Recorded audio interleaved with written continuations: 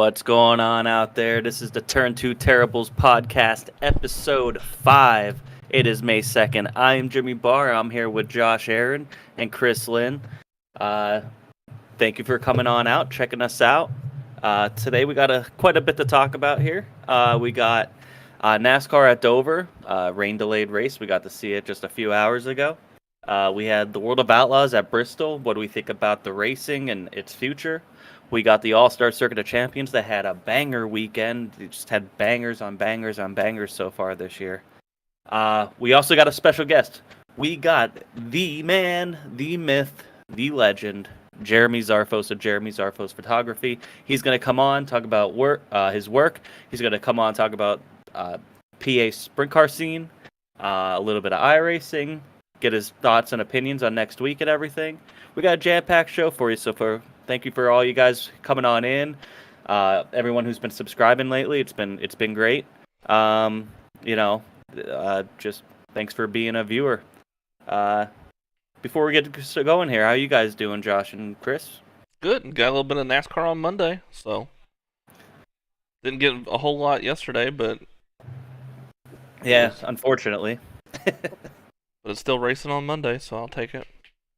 I was trying to coerce Chris into going to Dover since it's only about 2-3 hours away from us. Good thing we didn't. Yeah, for sure. Didn't get to watch hardly any of it. Got to work today, and noon start on a Monday does not help me, but I was watching it. I had it on my phone, and I'm in meetings, so I'm trying to keep it down off past the screen, but not make it obvious that I was watching. It looked like an awesome time. First, let's get in the Xfinity before we go into Cup. Josh Berry gets a win in a very entertaining Xfinity race. Junior Motorsports dominated, much like Hendrick did last year in the Cup Series, ironically enough, last year. Justin Allgaier let one kind of go. He led probably the most laps, and he was up there. He finished second. Good battle with Josh Berry. The cars were on edge. The racing was good. Noah Gragson won the dash for Cass. It was just definitely a very good day for Junior Motorsports, but definitely a good day for Xfinity overall. Yep. Yeah, it was a great race, and I mean, Junior Motorsports is dominating Xfinity right now. Yeah, it's basically them and Ty Gibbs. Right, I mean, so you have Allmendinger there as well. But I think Junior Motorsports they have the strongest team from top to bottom. Right. I think it was interesting. I went back and I didn't watch it live. I watched it on demand. Had it recorded. That run before the caution with Barry running down Justin Allgaier was impressive for both of them, and they had two consecutive laps, crossovers, and things like that. And they were racing hard for teammates, and it was really fun to watch. They were going through traffic. They were 3 wide, I think, at one point, going on the backstretch. Yep. Wild. It's a shame that caution, I think it was a caution, or they had to pit, kind of broke him up. I think Allgaier was a little slower getting off and kind of got put back. And Josh Berry, I mean, it's always cool seeing Josh Berry win. In my opinion, he worked so hard behind the scenes with their late model team and doing it kind of the old-fashioned way a little bit. So when he won at Martinsville last year, that was really cool. And seeing him win these driver tracks just kind of shows you that there's something to be gained for anyone out there that doesn't have, like, say, a fast track or doesn't have the money or whatever. You can work for it. You still can do that in some way.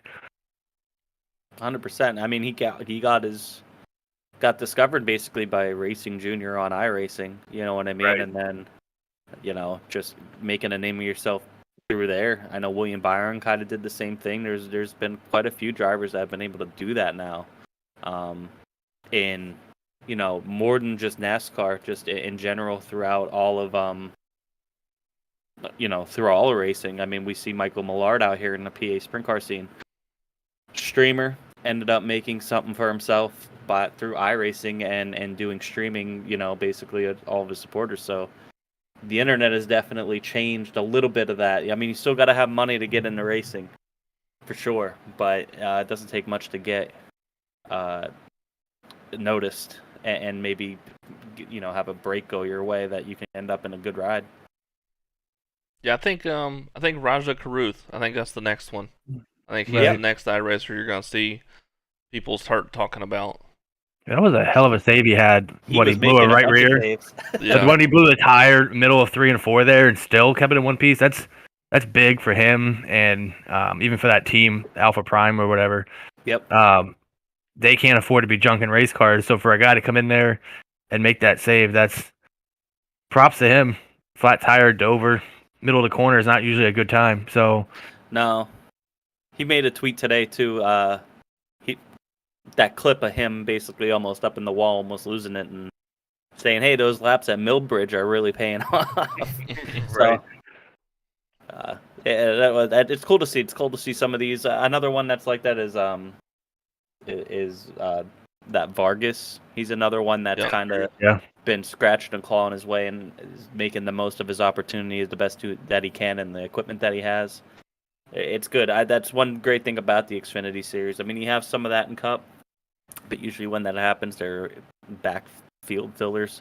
In Xfinity, they have a shot to at least get top tens. I don't know if they necessarily have shots to win, except that maybe like a super speedway. But those lower tier teams can find some consistency and get some good runs there. The Xfinity series has been great to watch all year, and I think especially at Dover, where, like you guys said, driver's track, man. I mean, I love Dover because you get to see the rubber lay down throughout the race. It reminds me of like a dirt track because you see the track change. Yep. And then you see the lanes progress, and then, I mean, I don't think drivers are running the same line every lap. I mean, maybe they try to run low, and maybe they'll try to diamond it. Then maybe they'll run high, and maybe they'll run in the middle. Like I love that track. I went there a bunch of times throughout my lifetime, and I haven't been there in a long time, but I love that track. It very much is, like a dirt race. Today, listening to the broadcast, they were talking about, all right, the top lane's coming in finally. Here comes the third lane coming in, and I think yesterday early on, Kyle Busch was running like fifth or sixth, and he had a gap. He was by himself, and he spent like 2 or 3 laps just running all kinds of different lines, just trying to find something fast. Mm-hmm. So there's tons of ways around. It's smaller track, but there's so many different ways around it. Yeah, and you could have your car set up for different. You got to find the line that works best for your setup. Even though you might have a guy that's running a certain line that's really fast, that might not work for you. You know what I mean? And I guess that's kind of racing in general, but I feel like that's magnified at a track like Dover. Yep. So, but yeah, like I said, top 4 Junior Motorsports, strongest team out there by far. The only other car in the top 5 was Ty Gibbs. But he really didn't have. I mean, he had a strong, fast car. I think he led some laps, but he wasn't really a factor to win. Really, it was a good race. Let's go into Cup. There was quite a bit going on here with Cup. First of all, shouts out Chris Buescher grabbing the pole. This wasn't, this is one of those things where it's kind of one of those things like you forget about him. Like, yeah, this guy has a lot of talent. Driver's track. Has a decent car, but Brad Keselowski I don't think he made that final 10. I believe he started 20th. Yeah, so it's not like the RFK cars were. Because I had him in DraftKings. Didn't work out. It's not like they were heads and shoulders above everybody else where the team figured out something. I think Chris Buescher just figured out something. It was really cool to see the tracker when I was watching qualifying on, especially in 3 and 4, how he just rode that bottom of the corner and he gained so much time in the middle on out. Just over everybody else. Like everybody else, they're catching him on the straightaway, and then he just got through the corner so quick. Yeah. Real shouts out to him. It was really good to see, and he had a pretty decent run today. Yeah, I just look at the standings. I mean, I was actually surprised he was in 8th because after he led 20-something laps as soon as the race started yesterday. Yep. But then after that, you really never heard from him again. No. So I was kind of, I mean, 8th's still a respectable run, especially, I mean, it didn't look like Ford's had their stuff figured out this weekend, and he was the highest running Ford in 8th. he made his way back up there at one point. After obviously today, after I think it was one of the stages or a caution. After a pit cycle, he got some of his track position back and got back up there, and he wasn't too bad. But yeah, if you think about where they qualified at on Saturday, the weather and the track temps and things like that versus where they raced at yesterday, being overcast, cooler, you could kind of know the rain was coming.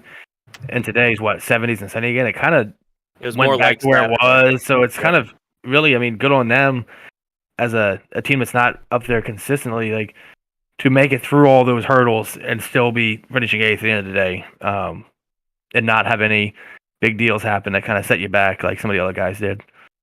There were a lot of cars that struggled in practice. There was, I think, 4 wrecks in the first. I know there was 2 in like the first or so, 3 minutes and in the first one, and then there was another 2 in the second practice. One's bad enough that William Byron had to go to a backup car. It reminded me of like Auto Club, I think, earlier this year, where they were really struggling. They were really having a hard time finding where the edge of the line of where the car is just going to snap loose at. I think Saturday too, with it being so warm and the track laying down a lot of rubber and it changing and it just being a little more slick, it played a factor into that because you didn't see that too much on Sunday, but we also didn't get very much of a chance to see on Sunday. But I thought that was interesting, seeing them struggle in practice. Another guy that had a good qualifying run, Ryan Preece. He almost made the top 10, made that final round. I think he started 12th. He just missed the cut in the second session. That was really cool to see. It's the number 15 car that's affiliated with Haas, right? The Rick Ware car, yes. And they said he was going to prep by them this week. Right. Just, again, another one of these, it's a driver's track. And you see these good drivers who don't necessarily have the best equipment or have had the best, at least in the past, maybe didn't have the best equipment, starting to show. They have a better chance to show what they're capable of. I think that's another reason why Ross Chastain has been pretty strong. He was very strong today because he's a good driver. Kyle Larson, we'll get to him in a second. Man. But with all that being said, what the hell's Ricky Stenhouse doing finishing second? I think, and something I did notice is shouts out to him. Shouts out to Ricky Stenhouse. Let's put some respect on his name, Ricky Stenhouse Jr. Shouts out to him. I was very surprised to see him up there. He started way back, but I don't think people question Ricky's talent. I think he has a lot of driving talent. He's just a guy that he's always due to have that one mistake, and usually that one mistake's catastrophic. Yep. You know what I mean? It's not like every driver makes a mistake probably in a race. There's very, very little, even when a guy wins a race, especially in the Cup Series, you get away scot-free. But it's just how big are those mistakes? Ricky's is always catastrophic. And also, they're rather stupid looking. Like, yeah, the move. Like you talk about somebody that crashes at Darlington on lap 1 coming out of the pandemic, like things like that, where it's like, do not make this mistake. He's the guy that's going to go do it. The one that makes it. Like, don't push a guy there. He's doing it, and he's aggressive, right? He maybe needs to harness that more. Like, it's no different than I guess Logano, but different in the sense of Logano's earned the right to drive like that. Has he? He's won a championship. Yeah, I guess. And also doesn't make those many boneheaded mistakes. Like, don't be that guy. Doesn't he? No, I'm kidding. Not to Stenhouse's level of don't be that guy. At least you can somewhat justify Logano's. Yeah. Most of the time. Yeah, there's a difference between their driving styles in terms of aggressiveness. They're both very aggressive. Yeah, one's a calculated aggressiveness. Yeah, Stenhouse is just more aggressive all the time. Right. Because he has no chill, bro. He kind of has to be, though. Mm-hmm. Think about it. His car is not a Penske car. Right, exactly. So, Logano's always been in really good equipment. Stenhouse, not so much. Yeah, he was in that 17 car back when before it was Buscher, water. but that was probably the lowest point of Roush, to be honest, before they were, right. They were really bad then. And he ended up getting wins, albeit super speedway wins. He got wins there. So, and then he goes to the 47, which is not really a good team either. It's probably worse. Yeah. And then, Chris Buescher, they basically swapped, and they've been basically in the same rides their whole Cup careers, just flip-flopped. And it's good to see them at a driver's track both perform pretty well for most of the race. Good for Recky Stinkhouse there. So Chastain, you mentioned already. Ross Chastain third. No flukes. Trackhouse ain't no fluke. Yep. No, Trackhouse definitely. Even Suarez was top 10 most of the day too until he wrecked, right? So. No flukes. So let's just kind of break it down here real quick. Sunday they start running. I think they ran about 58 laps. On Sunday the rains came. It was pretty light in the beginning. And then it just rained hard enough where they weren't going to be able to get it in before dark. There's no lights there. Push it to Sunday. Push it to Monday today. And then it started at noon. It was like 75 degrees and sunny. The track was totally different than it was on Sunday. And you saw movers. You saw a lot of lineup shakeups. Some being pit strategy and stuff. There was a lot of mistakes on pit road. There was 2 or 3 tires that came off. Yeah. If I recall right. Now, I was trying to watch it during work. I have not seen highlights or anything since then to refresh my memory of everything that happened. But there was a lot. Denny Hamlin losing a tire makes my day. They were race. He was going to be first off a pit road. But his tire I felt bad for him. I know you don't like Denny, but I felt bad for him. I'm not a Denny Hamlin fan either. And then the Cody Ware incident. It's just icing on the cake. Yeah.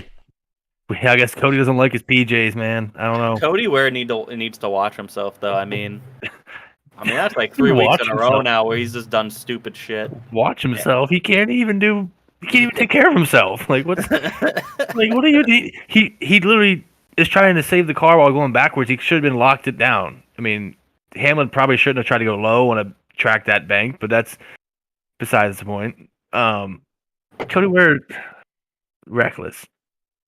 He was the one that, like, a couple weeks ago that was on the radio getting into Chase. it with Chase Elliott, and saying that we're not going to be bullied, that we can run up here too, or something like that. He's got nothing for you, man. Yeah. I don't think they can run up there is the problem. I mean, they have shown times in practice this year, like Coliseum, it started off at the Coliseum where it was like one of those things where it's like, wow, this next gen car can really even up the playing field if a Rick Ware car could be in the top 10 in times.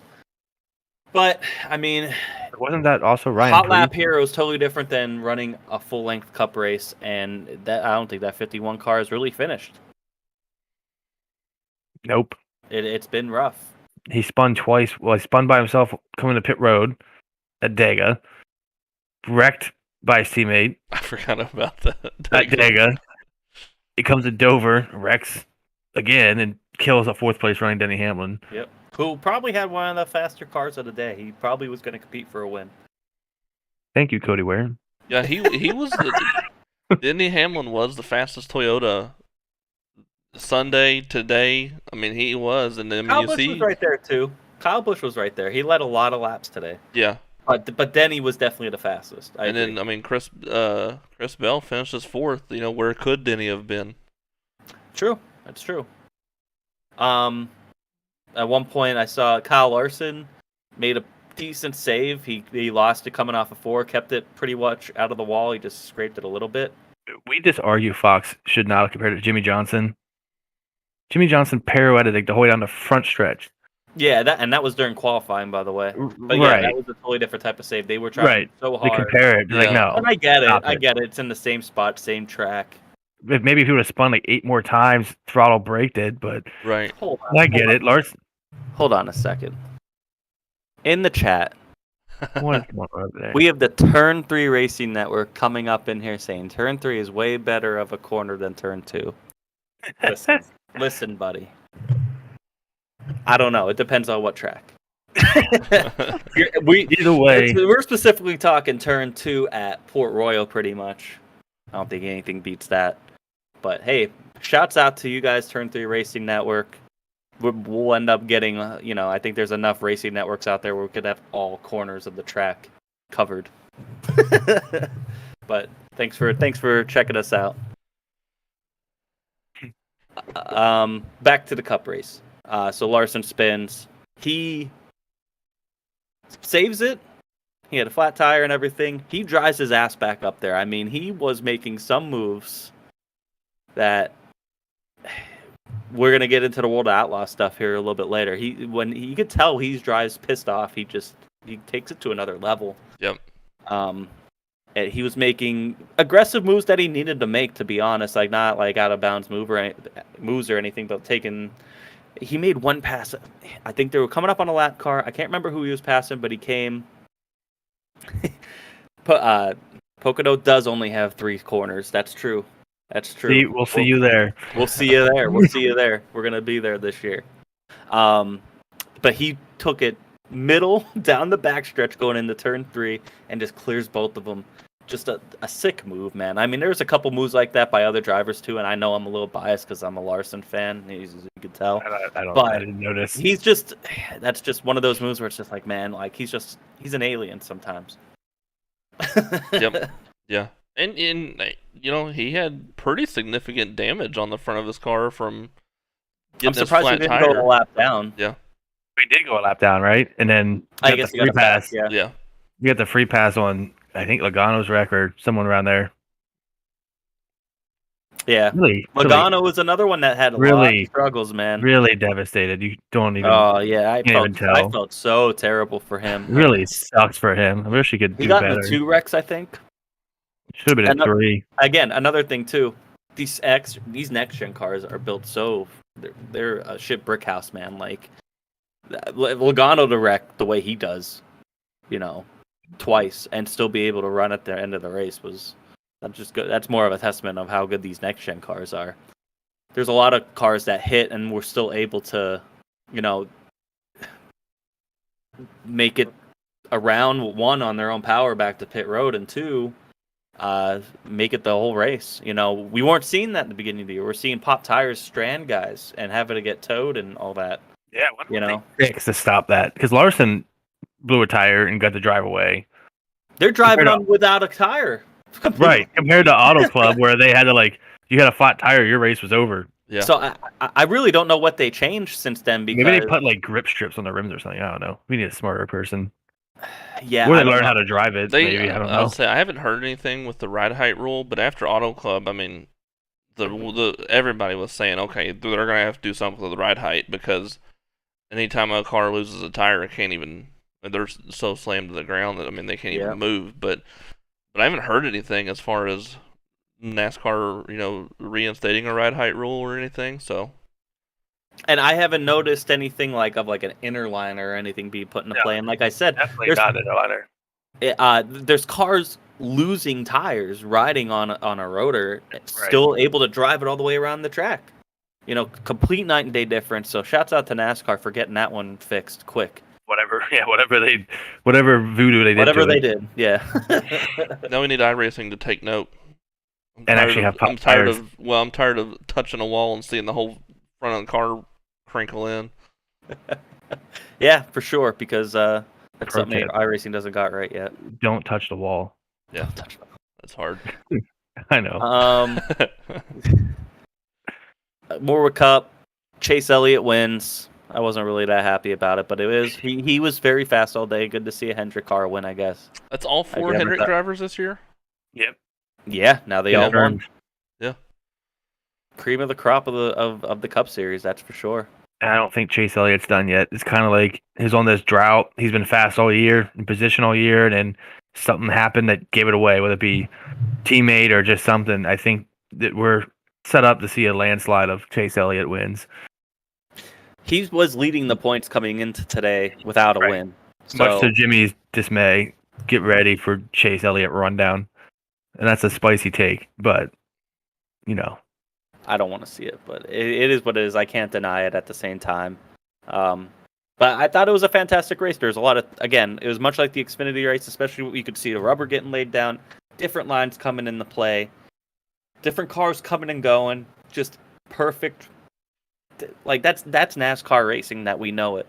Comers and goers, different lines, pit strategy, yeah, there's some more wrecks maybe that made it a little more interesting that took some guys out, but like the cars looked like they were on edge the whole time, but they could still race side by side. I thought it was fantastic, and that's the more the type of racing that we're looking to see. Yep. For sure. You guys have anything else on NASCAR from this weekend that you guys noticed? Any news, notes, anything? Ryan Blaney is running. He's second in standings with no wins still. I mean, he's. Well, you were talking about Chase Elliott. Chase has got him a win now, but Blaney's still going to be second without a win. Blaney is Mr. Consistency right now. I mean, He didn't have a great day today, but he's just top 10, top 5 every week. He's going to get one soon enough. And I said just Kyle Busch trolling the media, doing Kyle Busch things with his clickbait shirt. Yeah. You gotta love it. Yep. Love him or hate him, he is entertaining. So I don't blame him though. I don't blame him either. It's fun to watch. He had a good run today too. Good for him. I thought he was gonna back into another win. I would hate to be his PR rep, but good otherwise. No, come on. Here's the thing. He's his own PR rep. No. Being Kyle Busch's rep now is nothing like it was 10 years ago. Right. He is so much more mild-mannered. Like, you're waiting, like, the most mild shit now is getting headlines with Kyle Busch because he hasn't been that way for a couple years. Let's be real. I mean, he was cursing. Like, yeah, he curses on the radio when he's racing, but there's a lot of drivers that do that. Yeah. It's just Kyle Busch gets magnified. Listen to his brother sometimes. He's the same way. Like today. Yeah. Everything's bent. Another Everything's guy with a rough day, pour one bent. out. This is bent. But yeah, I mean, compared to some of the shit he used to pull, back when he was back on Hendrick and all that, like, he was far worse than he is now. So I think being a PR person for him now is a cakewalk. Compared to Reckendale Jr. at Richmond? Oh, for sure. But yeah, that's all I had. That's it for NASCAR this week. We're going to go into the Bash at Bristol, the World of Outlaws. Late models and sprint cars went and took their talents to Bristol Motor Speedway with the dirt. Been looking forward to this, but with the tire situation and everything, there's some uncertainty going around it, and we know why. Both series couldn't even get 24 cars to show up. Now, I know part of that was supposed to be that it was going to be invite only, but I don't believe that was the case this year. They just could not get cars there. It's too hard on equipment with the way tires are. You just weren't going to see it. Kyle Larson did do double duty, and if there's anything good that came out of this weekend in a form of good racing, it was all Kyle Larson. I mean, the bad part about the super late models and the sprint car, the super late models, I will start off with saying weren't bad. I think a stock car, a heavier car, modifieds, late models, the NASCAR cars, they work well on the Bristol dirt. Sprint cars don't work. They're cool. It's cool to watch them do time trials because of how fast they're going. I mean, they're hitting 150 almost. They're averaging 142 miles an hour. They're doing 13-second laps around Bristol. It's insane. Yeah, that's crazy. I mean, they're flying around there, man. But the thing is, you can't race that way especially when it's that fast. And you could slick it off as much as you want. We've seen it slick off a little bit. We've seen different types of track states, if you will, over the past 2 years now. And, you can get some good racing, but you can't get, like, basically once it starts, it's a freight train around the track. I think the worst part about it was only getting about 20 cars for each division, to the point where you guys have crew members. There's a lot in the purse. There's like $400,000 in the purse between the two series over the weekend. So there's money to be made there. And to have some of these cars, I mean, there was like 4 or 5 field fillers where it's just like crew members of these cars taking a car out, taking the backup out and just to get the money to line up. and not even turn any laps really. Right. You know, it's not you see that sometimes when the Outlaws go to like a no-name track that they're trying for the first time where they don't really have sprint cars. You know, you'll see that sometimes, but you should never see that at Bristol. You know, that I think that was the most embarrassing thing of the weekend for them. Well, and then I'd say the most embarrassing thing of the week is probably still going to be the drama from the Larson stuff, right? Yeah, it's true. So on Friday night, just go over the winners real quick. Logan Schuchart won the sprint car race, and nothing happened. There was zero. I mean, obviously, no cautions, no passing. The hard charger of the night was Jason Sides, who moved up 2 positions and ran 2 laps. That's how, and he only passed the 2 cars that who didn't even start that started in front of him. It was very sad. Late model race was better. The track was a little more slicked off. Actually, they ran before the sprints, but Kyle Larson was supposed to start on the front row. Now, mind you, he's running double duty. He's running sprint cars and late models. So, in order to accommodate, the way they did the pits in Bristol, they had the sprint cars on one side and the late models on the other. But they parked Larson's, both his late model and his sprint car, both in the sprint car pit area. So there's a horn that goes that says, hey, you have 10 minutes to line up for the feature. They didn't hear it right away. And they were texting with one of the race directors, Casey Schumann. And something happened with Larson's transmission where he wasn't able to fire, so he needed a push. They texted. Now, this is all from Rumley, who's the car owner of Kyle Larson's late model.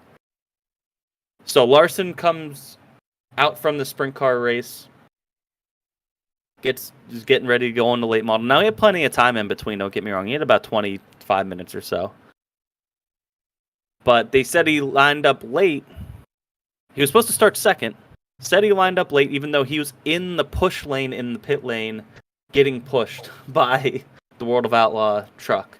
Yeah, by a crew of World of Outlaws was pushing him.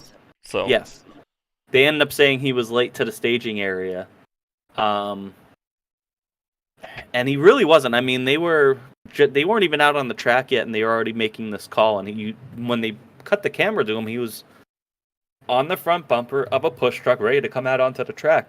He's arguing with the official. Kyle Larson was. I don't blame him. I mean, we don't really know the whole story. Yes, there's rules for a reason and all that, but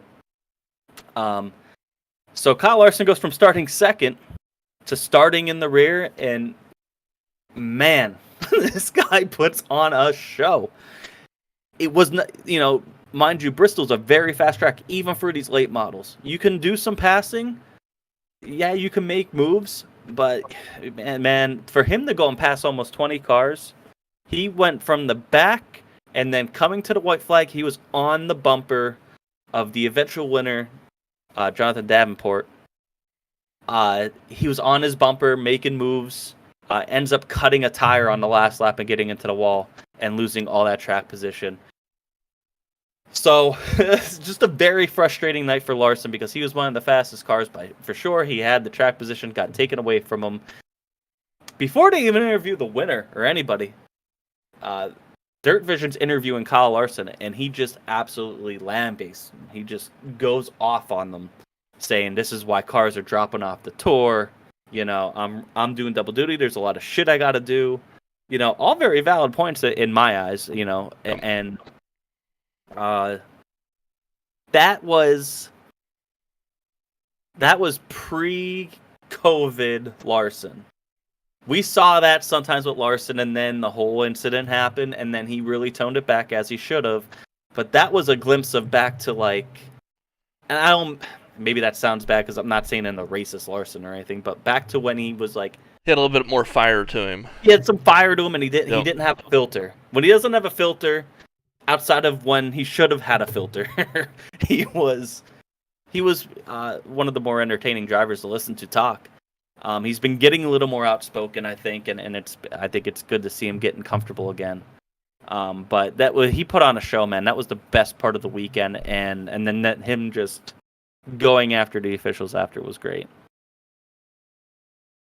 And then on Saturday night, there was a lot of nothing to happen.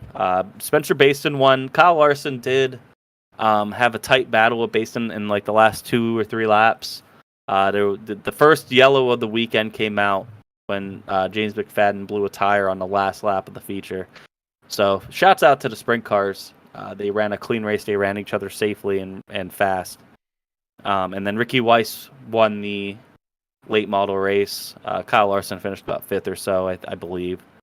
But Friday, that was definitely the night. It wasn't great racing there. I don't know how much you guys watched of it, but do you think? What do you think about the future of Bristol Dirt? Yeah, that was gonna be. That's my question for you guys, as the dirt guys. Is I watched the highlights and stuff of it, but like you said, I mean, the dirt, the NASCAR version of Bristol Dirt is really, the package NASCAR takes is really cool. And I mean, this year you had multiple lines, multiple grooves, lots of passing. They got it right. Yep. But it seems like this was a lesser version of Bristol Dirt than what NASCAR brought. For sure. Right. So, I mean, Bristol Dirt, it's a novelty thing. They did it, 20 years ago, and did it 2 years, and they weren't going back. I don't know. I get it's probably big for sponsors to go to NASCAR's big thing, but why not take? So it's $25,000 to win both nights, right? Yes. Take that money and go race anywhere else in the country that's more deserving, like Port Royal, Williams Grove, even Knoxville, Eldora, more like, or that's just it comes to head. Like, there's so many other places you go to maybe once, or like Lawton lost a race. Take that money and go race there at a better time of year, or something like that, because you're not showing the World of Outlaws product properly. Yeah, they're hauling ass and it's scary speeds, but that's a whole separate issue. But you can go to a place that's more suited for what they do, can get racing and really put on a show like they do most nights, versus going there basically you're holding it wide open and hoping for the best. And they can't race because if you so happen to touch a guy, you don't want to be the guy that causes whatever's getting ready to happen. We talked about like the pre-show with like the Terre Haute stuff with the Silver Crown cars last night.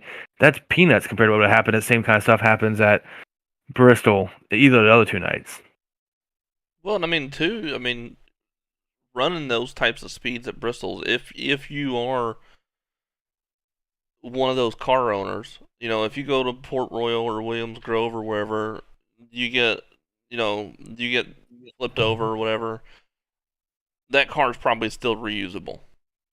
But if you're a car owner and you go to Bristol and you're running those speeds, and you hit a wall or something, that car's done. You might be losing more than a car. Yeah. Right. You're talking about driver here. There's not. If that thing takes a hard right, like if you jump a right rear going into one of those corners, my God. We saw some of that. I mean, somebody Silver Crown race last night. I mean, any of those crashes happen at Bristol, I don't think we are going to be talking about Bristol anymore. Like, yes. So that's part of it, and that's why if you're not having to be there with the World of Outlaw Tour, it's kind of crazy that you are made for the experience of that. That experience won't carry to anywhere else in the country, though, at least in my opinion. I don't understand why you go there, other than just for the sake to say you did. The only outsiders that came in were Kerry Matson, who's a teammate of one of the Outlaw drivers, and Anthony Macri. And there was somebody else there, but he was basically a field filler. Anthony Macri ran okay. He was having a hell of a time beginning of the week, and he couldn't even get... The guy didn't even get a lap around the track at speed until his heat race, and he went from 8th to 5th. He was another guy that was trying to be the show. So there was guys trying, giving some effort, but it was very hard to maintain that, and then they end up getting strung out anyway. Right, and we talk about, and to your point, Jimmy, we talk about Williams Grove every week being hard to pass. Part of that's the aero, right? The dirty air, all that stuff. Now you talk about a place where there's no real technical grip; it's all aero. Bristol Dirt would be that place where there's nowhere to go. At least, right. It's basically the Daytona of dirt, without the drafting, though. Well, the pack racing, right? Without the pack racing, it's just you're almost down on it, wide open, almost the whole time, and just holding on for dear life, basically, until it's over. It's interesting. I don't know if they go back there next year with the sprint cars. I think they go back there with the late models. I mean, we know Bristol Dirt's coming back. I don't think it's a bad thing. I think it's a good way to get it exposed, but the racing somehow has got to improve if they want to keep the sprint cars there. Problem. Here's a counter argument. If World Racing Group doesn't take the Outlaws back, somebody's going there as sprint cars. Are they? I wouldn't, but you would think if the opportunity is there, somebody's going to do it. I mean, if there's that much money in it, somebody will turn up. Right. I mean, but who's going to put the money up? Because it's not going to be the Outlaws. No, but I'm saying is SMI. I don't know, somebody that needs to make this good. I don't see the All-Stars. It would be something that they would do, but I don't think any of them would want to go do it. I don't think Tony Stewart and his group would put them in that situation, but if there's money to be made there, sanctioned or not, I think someone goes and tries. I could see that. I think they're better off just, getting rid of the it. XR series was doing like a street stock and modified and crate late model thing. I'm fine with the Outlaws going there, for the late models. Maybe you bring in the dirt car big block modifieds, because the modifieds put on decent shows there. I just don't think it's not a sprint car track. It's not safe, and I agree.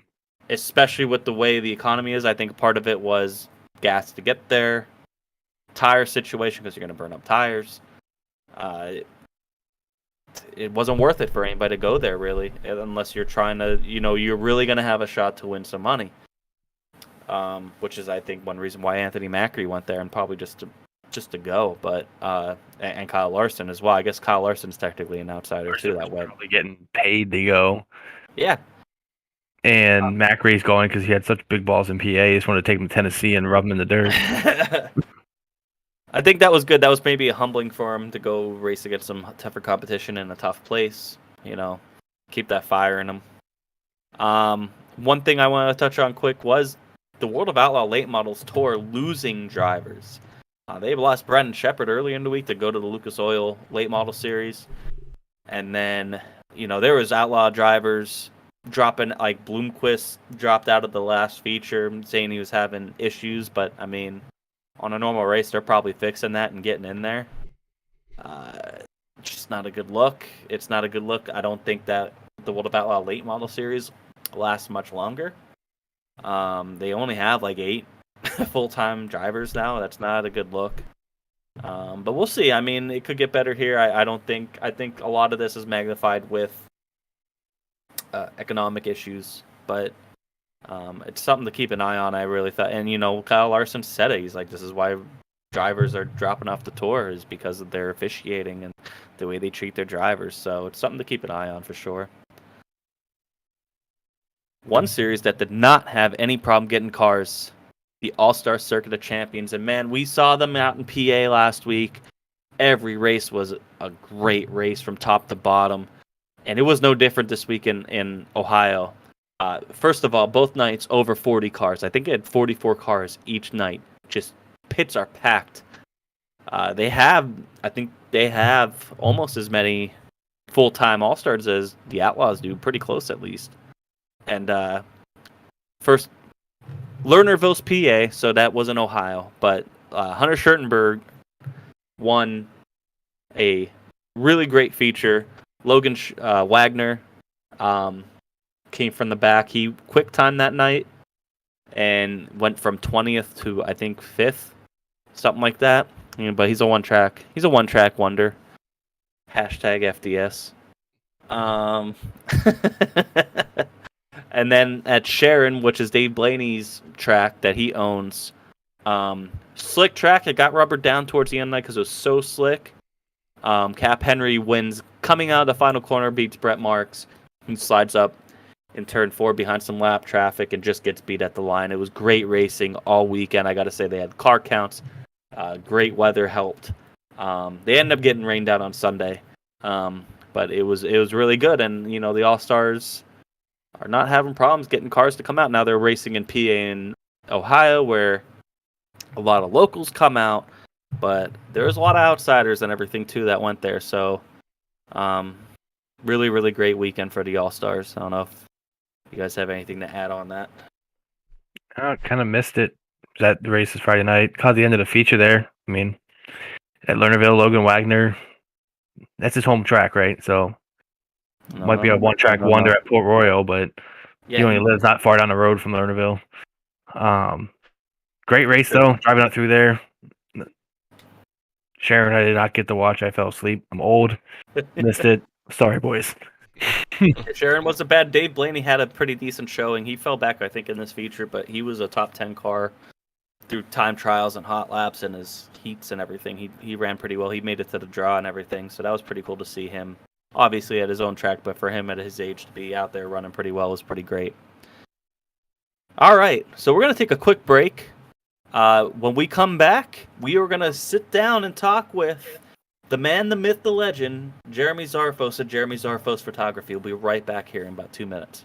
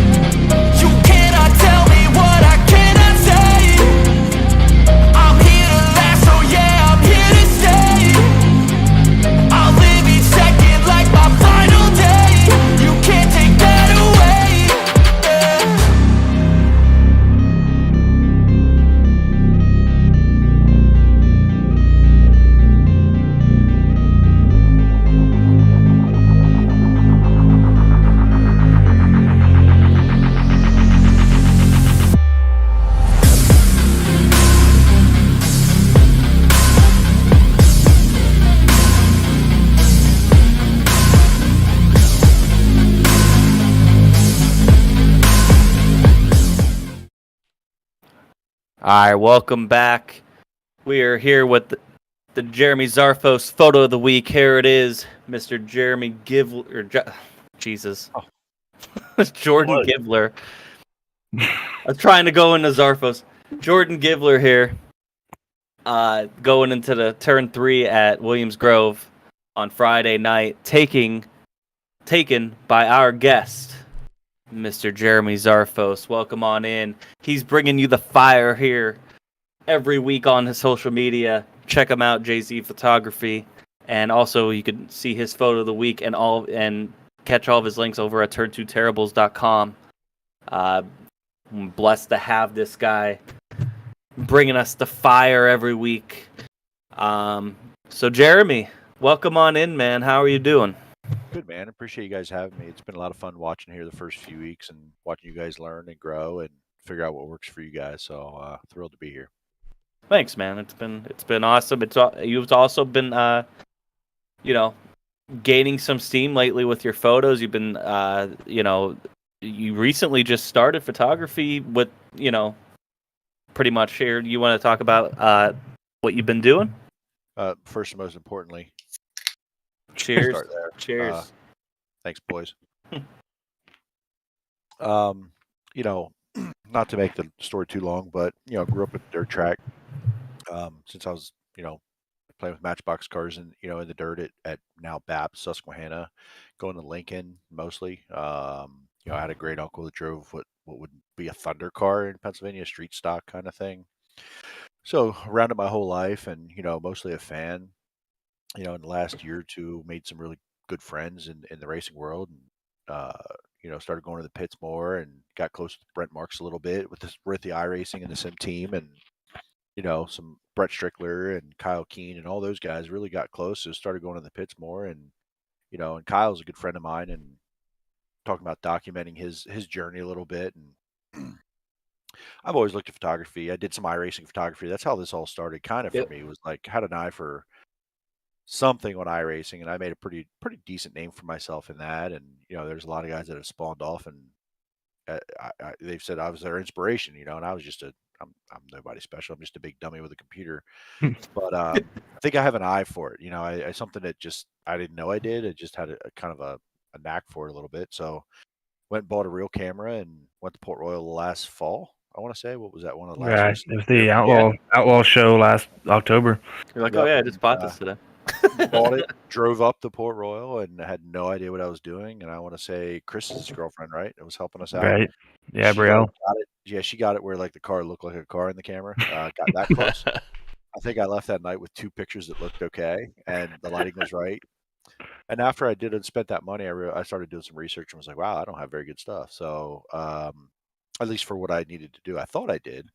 And over the winter, just did some upgrading, and I didn't really shoot much over the winter. It was late winter when I got everything together. Went up to Motorama at the PA Farm Show, and went up there and shot some motorcycles and dirt bikes or whatever they were doing, the little short course they had. And I was like, whoa, wow, okay, I'm on to something here. This is pretty awesome. And then, kind of evolved from there. So, it's May 2nd, and my first race was, I think I missed the icebreaker, right? So, Port Royal opener, maybe Probably, I think Port Royal. Yeah. second week. Yeah. So, from there to now is basically my photo history, all of 2 months. So I think I have. That's crazy to me. They were telling me the story with Brielle showing you how to get the camera dialed in and what, Right. but Well, the funniest part of that, real quick, was whenever Jeremy hands it to her and she goes, "I'm not touching it." He goes, "No, I trust you. You won't break it, right?" She's like, "I don't want to touch this." but I follow all these other dirt guys and all these other big name series, and your pictures are 10 times better than anything they're putting out. I mean, it's crazy. It's been a lot of fun, and I'm going to be honest, I had no idea I'd be average, let alone above average, or even at this pace. I mean, I didn't really set the bar because I didn't know where the bar should be, right? I don't know. I don't have a history. I didn't shoot photography in anything. I didn't own a camera until last fall, right? So I had no idea what to do there, and it's been super fun. Like just being a part of it, and just trying to put it out there for everybody and into the world. It's been a lot of fun. It's been a cool ride so far. That's awesome. I mean, yeah, your photos, man, have just been off the chain. You get some unique views, and you're there every week. I think that helps. It does. And you get to kind of see things different, and I don't, and I'll get into that a little bit. I don't have an agenda. I do it for me. Like I don't need to go out there and photo a certain car, or make sure I get all the cars, or whatever the case may be. Get one side of the car or the other. I just do whatever I feel is like, oh, that might be cool, and I'll try it. And somehow, I can. Sometimes I can pull enough Photoshop, enough editing to make it look good, and other times I trash a lot of photos. So, but that's part of learning, and I know I have good equipment, which is great. I definitely invested in that. Then once I learn how to do it and get my talent level up, I think it could be a good combo. But it really is a ton of fun, and I appreciate the kind words for it for sure. And it's hard not to compare, right? It's hard not to look at someone else's Right. and go, man, I think I got pretty good here. Like I think I got something, and I know, a lot of you guys are friends and support me, and feels great. You know what I mean? I appreciate that so much. I also want to stay humble with it because I don't know anything, right? I like literally learn something new every week You're by learning the quick. boatloads, right? By the boatloads. I mean, I tried something different this weekend, and photo formatting, and I'm watching videos all the time, and YouTube obviously is a huge help. Learning that and learning about the equipment I have, and then the settings, and then just trying to get better at a new craft, and I don't go halfway on hobbies. I mean, a couple of you guys know me well enough that when I do a hobby, I do it.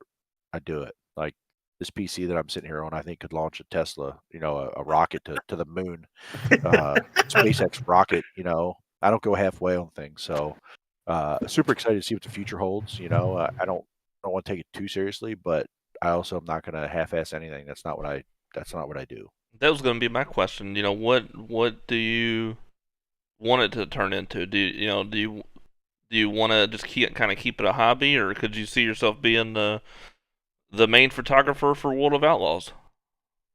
I mean, yeah, I had this conversation at work actually the other day, and it was with one of the higher ups in our company, and I'm kind of in that group in my company, but it was a peer, a coworker, and I said, hey, if I got somebody to pay me what I make right now, and I traveled the country and photoed sprint cars, you'll never see my fat ass again. So, I love them all, but you know, to put together a couple passions that quick or early passion about photography and race cars combined, I mean, holy crap! Like, see ya, right? Like I'm Yep. out. Right. No longer the dream of being a baseball player, when I was a kid. So, or a race car driver, right? So didn't have the money to be a race car driver. So it, I don't know. Like right now, I don't have that. It's absolutely a hobby and a job that I have. I have a family and kids, and a lot of responsibilities to take care of that are number one. But if this becomes something, who knows? Like there's a very, very small segment of the population that can do it for a living.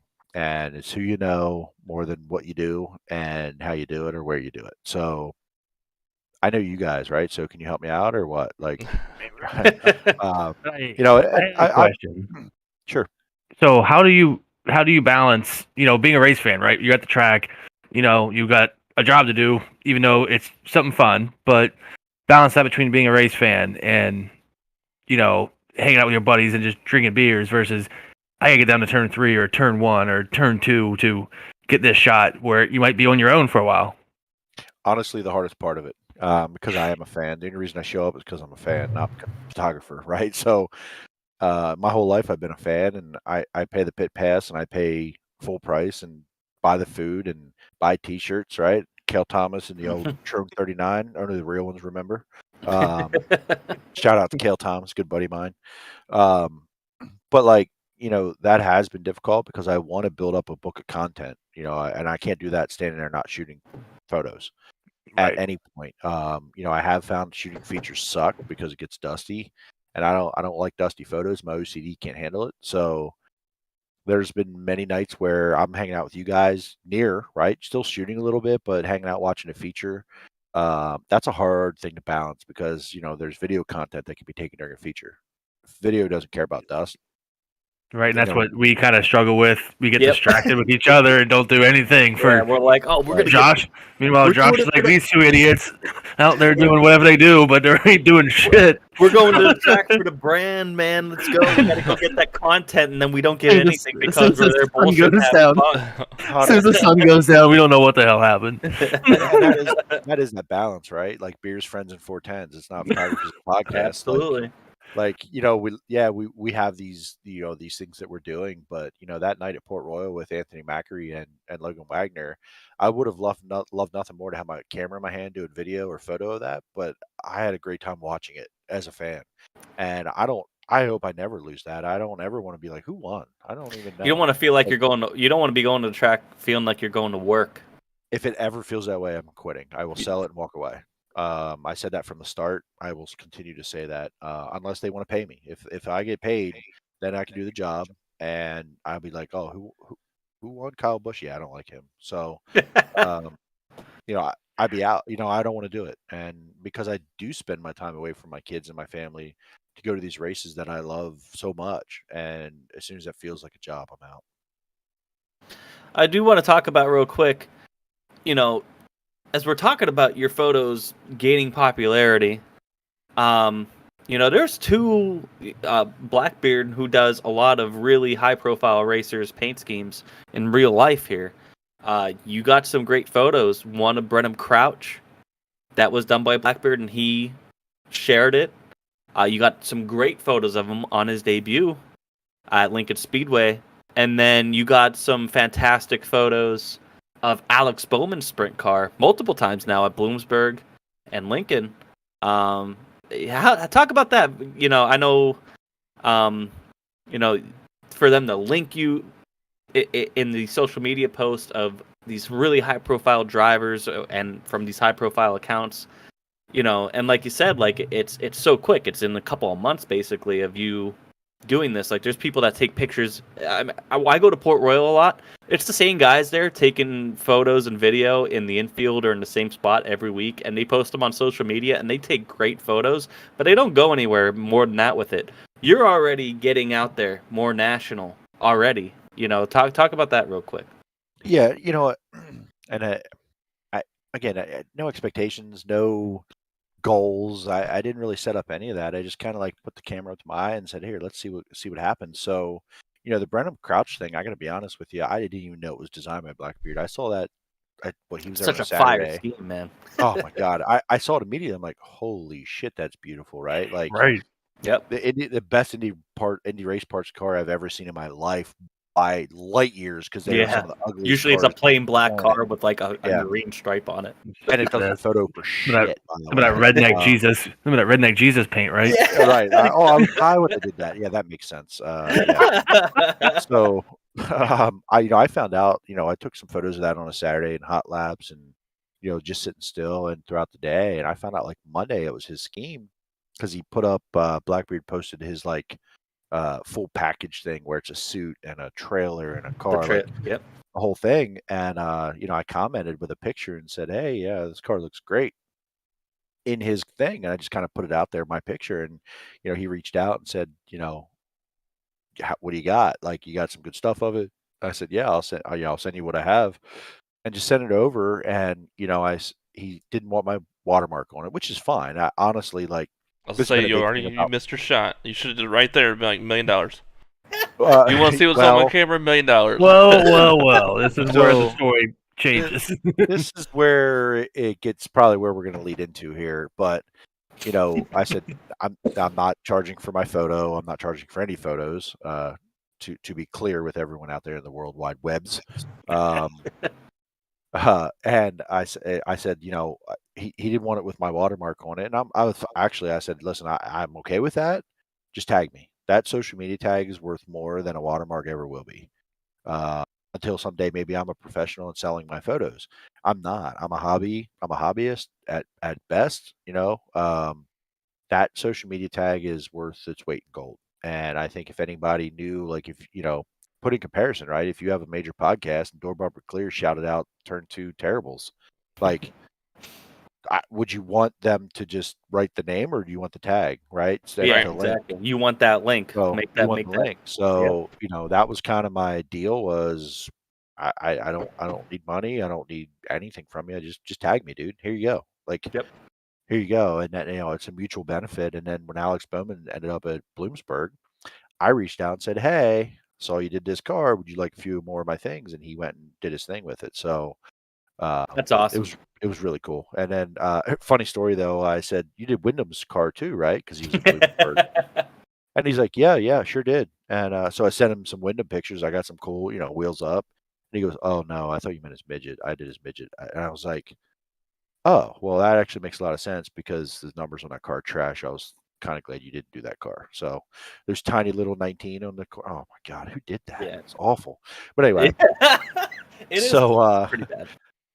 so that's kind of how that all came about with Blackbeard. And I can't say that I love everything he does, but fortunately that Brenham Crouch scheme was fire. So good. Like, It's so good. And then now it's Oh. also Buddy Kofoid's scheme, because he's also running that car. Just a little bit of a different. it's an like 11 instead of a 1. It's the same Yeah, thing. it's something like that. Yeah. Yep. Pretty almost identical. So it'd be cool to see them on track together side by side at some point. Like I'm there for that. I don't know if probably maybe the Outlaw Show, maybe. I don't know. I don't know what Brennan Crouch's schedule is. I had to look up Brennan Crouch and be like, I know this guy's a midget guy, but I'm like, is this his first That was his full first size race. Well, he ran Or an 410. ASCS race the weekend Oh, before, ASC, correct? Yep. He ran an ASCS race the weekend before. I had to go look it up, and I'm like, after hot laps, I'm like, is this his first race in a 410? Like, are you sure? So, no, gorgeous car, and that was a cool experience for sure. And like I said, getting the name, getting the tag out there is more to me than anything else, which can also cause some problems. So, yes, it can. So we're gonna go through the weekend here. We're gonna talk just PA dirt results. Before we do that, I just want to catch up on some chat right here. We have Steel City Demon. That is David Smeal, I believe. It definitely is. JZP, not only the official photographer of the iRacing Pennsylvania Posse, but he's one hell of a person to learn from to appreciate you, JZ. Shout out, David Smeal. And then we have Mark Sakosi coming in with the top rope elbow. What does Jeremy Zarfos think of David Smeal? I mean, if you heard him at the awards banquet, he's funny as hell. You sound a lot like him, to be honest. It's wild, right? I mean, you guys could probably be voice twins. Crazy. I appreciate Smeal, man. Like, we give him a hard time, probably more than anybody else. And, there's definitely days that he earns every word of it. But, I think it's with love, and he's one of our guys, man. Like, for sure. Anybody gives one of our guys shit, we're on them. So yeah, but we can pick on him. You can't pick on him. We can pick on him, right? That's one of those. For sure. So Jaden Bingaman says, "Gotta always be appreciative of Dad." Yeah, that's my boy. That's my boy there. I'm gonna raise him up. We're gonna get him on the right path for sure. I like Jaden a lot. Good kid. Just recently actually got him on board with my real job. Got him on board there, kind of recruited him. He wasn't having a great time at his previous job, and he's a tech. I work at a Ford dealer, and Jaden came over to be a technician. He's doing a great job. So, like I told him, keep your head down, be humble, do what you're supposed to do, keep learning, you'll do fine. Can you get him off the twisted tees? Get him off the twisted tees, please. Yes. Yeah, we got him. Can we get him on the real beer for once? Right. Please, God. That's an upgrade over. As I say this, I got what is this? This is Hazy Beer Hug from. I was gonna say, Jimmy said we gotta get him on real beer. Then he hold up a yellow and purple beer can. I was like, oh, what's this real beer? See, we got the Bush. Yeah. I've had that. That's a good variety pack. That'll get you in trouble though. Be careful, bud. The Goose Island? Oh, I know. Yeah, stay in your studio. like stumbling back your car, Port Royal night, or what you got? No, that's when Jimmy. Only when Jimmy has to carry you. And you weren't far away, bud. It's just easy now. I did. Just making it a record. I did have to carry Chris one time out of the Port Royal pits. We're not going to talk about that. It's fine. That's basically where the Turn 2 Terrible started. Right there. That's the birthplace. Something about Port Royal. I think Josh needs to get to Port Royal. That's what we're saying. Get Josh to Port Royal so bad. Yeah. Where do you live, Josh? Where are you from? Florida. Same thing. Yeah. Yeah. I'm just a mere 18 hours away. No big deal. Flight's only like 4, man. I've been down there. I was in Miami in December. There you go. Florida. Tampa area, like Sarasota. Oh, I'm sorry. So. That's nice. Him and Ryan Broderick are neighbors, I heard. Yeah. Oh, that makes a lot of sense. He's actually was neighbors with a famous rapper. Allegedly. Yeah. So anyway, let's talk about the weekend in Pennsylvania. You and Chris were both at Williams Grove on Friday. Devin Borden with a nice, convincing win. I was happy watching it. Talk about your experience there. Jeremy, you go first. We knew it was going to get cold, so I was like, please hurry up. That was the first thing, and then the URCB main took, 4 hours, I think. So that didn't help much because, the track was fast early. I was shooting in turn 1, taking photos, and man, those guys were I mean, they were just slammed to the ground fast all the way through the corner. And You got that one to TJ Stutz that was pretty lit. I almost picked that for tonight. I almost did. I'm like, you know what? That we've seen that. We had to go with Jordan Givler though. Shouts out, that's the homie. Got to shout out Jordan Givler for sure. And shouts out to Dakota Kuhn. Except he didn't wave at me on the bridge, so that guy. That's the actual homie. The track was super fast early, and it ended up actually pretty dry and slick around the bottom. It was a unique track for sure.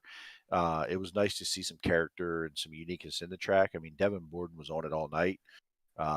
From the start, the car was fast. I mean, he was fast in both divisions. It was good to see. It was pretty cool. New scheme, did double duty, and he was a busy guy, and I think it was good for him, to be honest. Just keep seat time.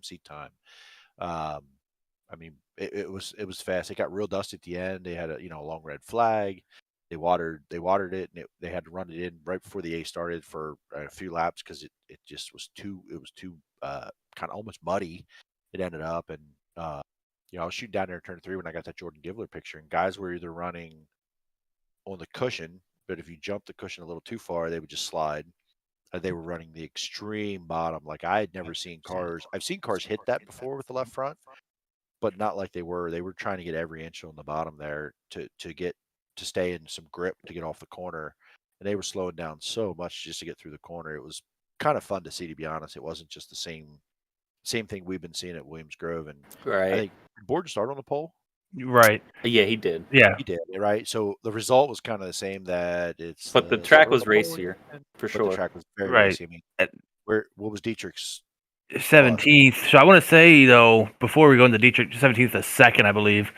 Mark Smith, and others. If we don't get that caution, I think with 5-6 to go, it was about to get real exciting because Mark Smith was closing in on Borden. There was a couple other guys that were kind of there in lap traffic. I think there was going to be a real interesting race. I mean, obviously Dietrich and Freddie Raymer were hauling, and they had way too much gap to get there. But you never know in lap traffic. That caution, lap 19, lap 20, I think kind of killed what may have been a really exciting race. I mean, Dietrich, he tried, but once clean air, we talk about clean air, but Borden was good. But Mark Smith, props to him he ran him down. It's good to see Mark out there in the 410 running competitively. Like you could tell he's picking and choosing when he runs 410s, and every time he does, he's been fast. I mean, I'm happy to see him out there again in a 410 more often than a 360.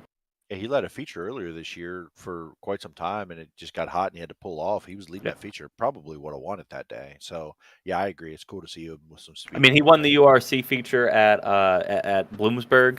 He just dominated, and then for him to be out there in the 410, we used to see him past couple of years just kind of go down south and kind of stay away from PA or just go and clean up at Sealands Grove in the 360. But now he's been getting around PA a little bit more, and he's been running strong whenever he does that, and it's great to see. Or the backwoods of Mississippi somewhere when 4 cars show up. Running with ASCS, Comes into May with 14 wins like he did a couple years ago. Like, where did you come from? What catfish hole did you get? Right. Yeah, exactly. So that was Friday night. Yeah, we don't need to. Do we need to talk about that? We need to talk about Danny Dietrich, I guess. I think you have to now. I mean, it's at that point, isn't it? No, 17th to second, man. I mean, you can't ignore it. But I mean, if we want to use a certain fan's in our chat's opinion, who was there? It's only 19 cars at Williams Grove. That's true. There was only 19 cars. Well, that's a topic, by the way. So 19 cars, and let's count who was there. You had 19 cars. You had Brandon Raymer for the first time in that car. Givler. You had Troy Fraker. Right? Guys that are not full-time drivers at Williams Grove showing up. They would have had 14, 15 cars. Right. Givler was there for the first time, I believe, right? That's true. I mean, Rain played a part of that. They were kind of just replacing. So Marks went to go run All-Stars. Macri went down to Bristol. And Ryan Smith, also who would run there probably weekly, went to go run All-Stars as well. So they kind of replaced them. But, yeah, you're right. I mean, we talked about it a little bit last week with the tire thing. Williams Grove, if you have 19 cars show up, how much is it worth you to run a weekly show? I think when you start seeing showers in the area, maybe at like 3 o'clock in the afternoon, they're going to start canceling races. That's what I kind of think. And they I did think that.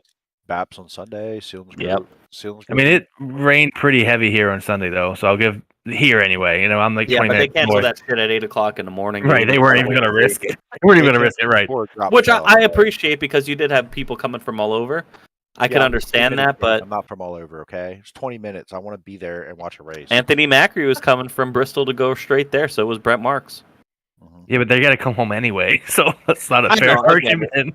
I get it, but we'll talk about Bass maybe a little bit later. But yeah, you're right. You get the car count. I mean, it was an issue at Bristol. I mean, the All Stars, man, they had 44 cars. They took up all the cars, man. Like All Ohio's Stars are just putting on the superior product this year so far, by far. I agree 100%. But I mean, yeah, Danny Dietrich 17th and second is still no joke. Once you get through that top 10, you still have some good cars you got to pass, right? So For sure. it's no joke once you get through a couple of those cars maybe, and then you get to a Brandon Raymer who's run laps, or Aaron Bollinger, Dylan Norris, Freddie Raymer. Dylan Norris has been. Shouts out to him. He's been really Cars strong this year. been really, really good. I've been watching. He's really fun to photo because he drives the absolute shit out of the car. So it makes for great photos. Sprint cars flexing are up there in the top few things in my life that I like to see. So it's no joke. Kyle when you go Keen's up out and test there. those cars. Kyle Hey, Keen. my guy. Kyle Keen in the comments saying Jay-Z is my hero. That's it. That's the comment. Listen, Kyle Keen, you're our hero. Cheers. We need to know how hard he is right now. So, Well, I tell you, he's not any harder than me watching him rip the fence in 3 and 4 on Saturday Night Lincoln. So I was standing there in all of it, like, man, I'm so jealous that he's out there getting to do that right now. It was pretty cool. I mean, it It's wasn't kinda passing awesome. cars, but it was really cool. it's kind of cool to see, though, from like a fan's perspective, right? From you go back to like the racing extravaganza at York, where his car is on display, kind of seeing him spend over a year building this car to get it race ready and loosely follow it, just from kind of being new to like the group that kind of led to this. It's been really fun, someone to follow, especially as he keeps building and learning. I surely could never do it, so I got follow his dream through your pictures and Living his social media. vicariously through him. Right. That's what I got. That's the word. Yeah, I mean, I'm with you there. A little bit of jealousy, I guess, maybe, but Yeah, I mean, talk a I little bit still have a about bush with his name on it. We can talk a little bit about Lincoln here. I think that's what was coming next, and Yes. both Yeah, we're races. gonna go into because we're talking about Danny Dietrich here. Went 17th to second. Made a similar, not as deep of a charge, but made a hell of a charge on Saturday night at Lincoln to go grab the win. There was more cars there. I mean, there was a B main for the 410s. Alex Bowman was there. He decided to show up. Definitely a little bit more lively there at Lincoln. Jeremy, talk about your experience at Lincoln on Saturday night, because you've been shooting there all year. Have gotten some great photos, have been making some connections there. How was your Saturday night at Lincoln Speedway? Well, it was probably one of the more eventful ones for sure, and I don't want to make this. We talked about this before the pod, and I don't want to make this about me, but that's never my goal. I can assure you, as much as I like to talk about myself, I don't want to make this about me. But You never. the track was awesome. Got there and they were watering it, and I got there super early after work, and actually fell asleep in my truck or my car, and woke up at 6 o'clock, and all the haulers were inside, and I thought I missed something. So I must have been tired, but got inside and did my kind of routine. Walked down and saw the Stricklers, and saw Kyle and stopped by and gave everybody their fist bumps, and saw Kyle's dad and Brent and Eric that helps out. And just a hell of a group of guys, and I love just chatting with them and helping if I can, or just to be there for support. And, Shouts out Brett Strickler too. Shouts out. He's another one of our heroes, PA Posse League, and George Strickler, living vicariously through him. Like I couldn't be luckier to be not associated, but be friends with people like that. Even Dakota's there. Shouts out Dakota in the chat. Lincoln, that hurts a little. Dakota Coon Our hero in the chat. Cheers to you, my friend. I'm sorry. He just popped up. All good. No, and I couldn't be luckier to be friends with some of those guys. They're great families, great people, and then racing you kind of meet all walks of life, and I'd do anything for any of those guys. So I appreciate their support for what I'm doing too. But I decided to pick up the camera and go out for heat motors. And there's at in the evening at Lincoln when they come off turn 2, there's a perfect little angle that you can get a great shot of a car, and they're not even at speed; they're just rolling around, and you get it frozen perfectly with great light. And that's what I wanted to get of every car. And the track worker decided to stand right the hell where I wanted to shoot, so I had to either shoot right in front of him or right behind him, and without being like on the track, right? So I'm doing my thing, and I'm just kind of taking some photos of that, and this security guy walks up and says, "Are you credentialed?" I said, "No, sir. Can't be here." And I'm sitting on a Jersey barrier where cars come off the track at Lincoln in turn 2. I'm just sitting on that Jersey barrier. No cars are on the track at this point, and sitting there. And I said, "Well, I can't be here," or I like sarcastically hopped behind the barrier and said, "All right, I can't be here." Like here or here? Like which one? Follow your rule. He's like, "No, in general." I'm like, "What do you mean I can't be? I have a pit pass. I can stand here. It's only heating motors." I said, "Your track worker is standing 2 feet from me, hasn't asked me to back up. So what's up?" He's like, "Oh, we've gotten complaints and someone selling photos to me. So I hope you find the guy you're looking for. I hope you find the guy you're looking for. I'm not here for that. I'm just here as a hobby. This is a good time for me, and it's a lot of fun." We chatted for a couple minutes, nothing too specific, but I could tell what was going on. And I kind of told him. I said, "I have a real job. I work hard at. I make good money. I make a good living, and I can afford to have a camera in my hand." I said, "If I was just a fan without a camera, would you be up here talking to me? Right? No, you wouldn't. I would have a pit pass if I'm a worker on a team. Would you be up here talking to me? No, you wouldn't, because I have a camera in my hand." And I said, "I don't sell my photos. I've never sold my photos. I don't want to sell my photos. I'm not here for that." And he kind of waddled his ass away up to the gate. What? That's kind of what it was. He's about 4'10", and he waddles his ass back to the gate. So, All right, so Fat Rico Abreu. I'm sorry. White. Anyway, scrub glass bearded 4'10". Get the fuck. Anyway, so I kind of stayed in that area, and I was shooting through the fence on the backstretch that I've shot at for, I don't know, the first 6-7 weeks of the season. Which you have been getting great angles from there, man. Incredible. Those are some of my favorites. In the daylight, sunset, off of turn 2 there, and hot laps or heating a motor, or hot laps or time trials have been awesome. And which I'm learning is figuring out why I'm not allowed to stand there anymore, because it's a great place to stand. And exclusive members apparently get to stand there, which there's one of. But anyway, the head track photographer came up to me and said, "Hey, they're checking credentials." I said, "Yeah, he came by a little bit ago." And he went, "Oh," and he wandered away. So I kept shooting. I don't know. So I told him, I said, "Yeah, he asked me about it." I said, "No, I'm not here to make a living. I got a real job." And a little sarcastic there as well. And he went down toward toward where I wouldn't go down, because I know I'm not allowed to be at a certain point down there, but I was never told I wasn't allowed to stand where I was standing for 6 weeks, right? Even with the official track photographer, him and I have had great conversations. He's a good dude. Like, we're fine. So I take some shots to do my thing, and then the first 358 heat was ready to come out the track. So all the hot laps went 358 heat, hot laps, 410 hot laps. They do their thing, right? So that's what, 60 cars, a couple sessions. The first 358 heat, Kyle Keene was actually getting ready to come on track, and I decided during daylight I wanted to get one of the shots I was getting where they exit turn 2 down the backstretch.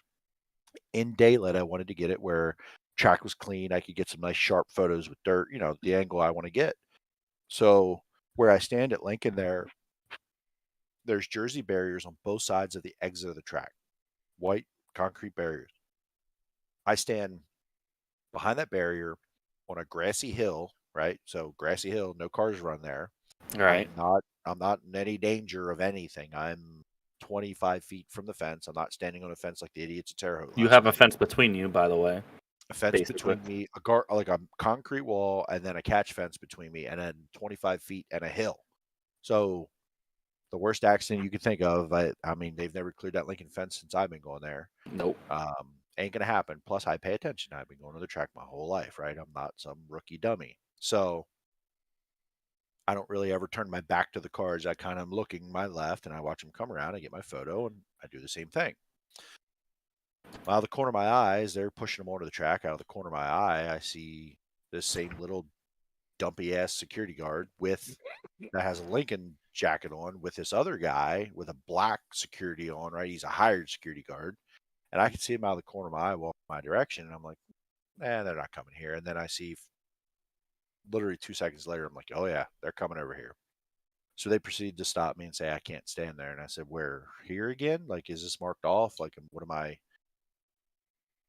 You all know me well enough that my sarcasm is to you guys and to everyone else who wants to get on my case about anything. Okay. Mm-hmm. Especially Oh, when we it's know. especially when it's unjustified, in my opinion, right? And I would do it to anybody. I don't care if you. I know you or I don't. That's just who I am.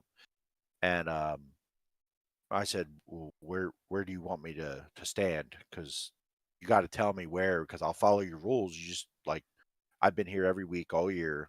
I've been back here every week all year. Your guy came to me once already. This is your second time. So I think you need to lay this out a little clearer as to where I should or should not be. And the car started to go around. And they're warming up, and we couldn't really talk. And we got into a fairly heated discussion about why they're standing here talking to me a second time when if you wanted me to do something specific, maybe your guy should have told me the first time. Now you're back harassing me again. Curious as to why you're back, right? So we talked about it a little, and I said, he said only, you can't stand back here safe. First of all, he went to safety right away, and I said, well, I signed a waiver, and I have a pit pass. I said, so why, where am I being unsafe? Where can I stand? Where can I stand? He said, you can't stand anywhere over here. Nowhere what on if the outside of the track.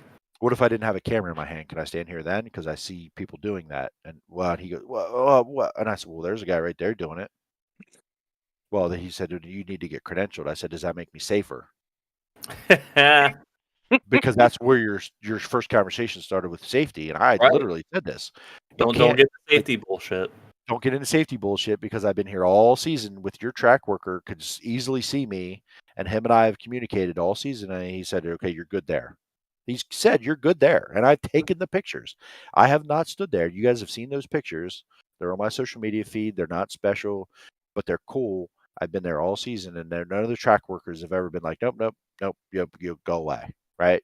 They have every right to keep that track safe like anybody else. Sure. You do or don't cross. He's not security, but he can absolutely, But you got to do everybody. make that decision. You got to keep that Right? 100. I said, so the credential makes me safer, or was that what you're trying to tell me? Because I'm not here for credentials, because credentials get in for free. Media credential members get in for free. I'm not here for a free ride. I paid my ticket. I said, Yep. see here again. Let me show you. Yep. This is paid for. I didn't get in here for free. I'm just a fan with a pit pass that's taking. You're paying more than a normal fan. I'm paying more than a normal fan to do this, to get in here and whatever. And I said, so what's the real problem here? Is it that I'm a threat, or am I causing a problem? Am I in someone's way? Like, what's the real issue here? And he said, The issue is you're too good. Well, you're too I good don't know. and somebody said something. At that point, I felt like I was being targeted, right? The first time you come up, immediately the first thing was someone selling photos. Well, I'm not. Second thing is safety. Well, you can't give me the safety thing because it's bullshit, because that guy that is the track photographer, is he more safe because he's your photographer, or is he assuming the risk at a higher level than I am, and I can't determine my own level of risk because I signed the waiver and I got a pit pass, right? I determine my own safety, and I look at pit road, and you walk around, and there's these kids running around the pits, and these other idiots walk around pit road who signed the waiver and almost get run over on a weekly basis. Speak that truth. But you're worried about me standing over here where I'm not in any danger. So you got to decide which one's more important. And I said the problem here is that I'm 6'3", I'm 250 pounds, and you found me, and people know who I am now. That's the problem. And I said I'm potentially being accused of taking from someone's living or someone's income by even though you're not making any money off of it. Even though I'm not making money, and in fact I'm investing in this track. Right. and you're going to give me a hard time about it. I said, so we do have a problem. So I said, you're right. You know what? I'm going to pack my stuff up. So I put my camera away and I walked up to get food because I was hungry. So I went to the pit shack stands. They're off of turn 2 back in the way back corner, got some food, and I sat down and there's grandstands off turn 2. And I wanted to. I miss Kyle's heat, miss my buddy's heat. Right, Mhm. I'm there to watch him race. If Kyle and Strickler and those guys weren't showing up at Lincoln, I'd go anywhere else. Like Right. straight facts, I went to like 6 Lincoln races last year. My buddy's driving a You 358. already I'm went to there for 6 him. this year. Yeah. I've already been to 6 this year, right? Yeah. So like I'm not there because I like Lincoln Speedway. I'm there because I like watching my buddies and friends of mine, right? So when I sat down and I look over and there's at least 6 people standing on those jersey barriers, right behind the jersey barriers while there's green flag happening. Cars at full speed. They're standing in a more dangerous place than I was standing at any point during cars at speed, right? I took a picture of it with my cell phone. I have it on my phone ready to go. But would they have gotten shit if they had a camera in their hand and they're not the official photographer or not? Right. Because I look left and I see the security guards who were giving me shit standing out there guarding the pit gate entrance. What are they guarding for? Like a Yeah. Russian What are they invasion? guarding? What are they guarding? They're doing nothing. They're standing Right. around getting paid, mind you, to do nothing. So I got up and I'll try to make this as short as I can. I'm sorry, but Oh, you're No, you're good. good. Yeah, you're I fine. had This is cool. I had Ashley Capetto, a 358 driver at Lincoln Speedway. She was putting up, raising some funds for push truck drivers. And, those guys donate their time. I don't know if they get in free or not. That doesn't matter. But they donate their time, Which their vehicle. shouts out to Ashley on doing that. That's pretty cool. Right. So I donated a $50 gift card that I had. And I forgot it. It was laying on my front seat. So I decided to walk out to my car. And I think one of the maybe 410s were getting ready to start or something. But anyway, wander out to my car. And I bring this $50 gift card in, and these same security guys are standing there at the gate. And I stopped, and I was like, you know what? Yep, I'm not done with this. So I stopped by and I showed him this $50 gift card, and I said, "You see this gift card?" I said, "I'm donating this to this track. I'm donating this to the people that work at this track." I said, "I don't have to do that." I said, I paid my way in here, a pit pass, mind you. I'm glad. I hope the track appreciates that. A fan getting a pit pass to support some people." And I said, I don't have to donate this. I said, this is what I do when a hobby, I enjoy it. I'm here to do this, and I could do this anywhere else. My time, my efforts, my donation, my whatever. And I said, to be treated the way I'm being treated tonight is bullshit. And I used that exact word. And I promise you I used it. And I don't care if they said you need to go home. I don't give a shit at that point. I mean, if it's true, I mean, it's Right. And there's no better word to fit. I said, the only reason that you guys came and talked to me was because I'm a problem, and my social media and drivers using my photos and not anyone else's because I'm giving it away for free. So Instead of paying somebody, instead of paying much, someone probably, for a potentially for a shittier picture. photo, for a shittier picture, right, that I'm doing for free, and I want to support the track, the fans, and the drivers. and You're the drivers, supporting the right? drivers and the teams by doing that. That's correct, and which makes them come back. Right, Yeah. they're going to come back and continue to support Lincoln Speedway. Mhm. They're getting free advertising out of me. I'm putting my time and effort in. They're getting free advertising for the track Right.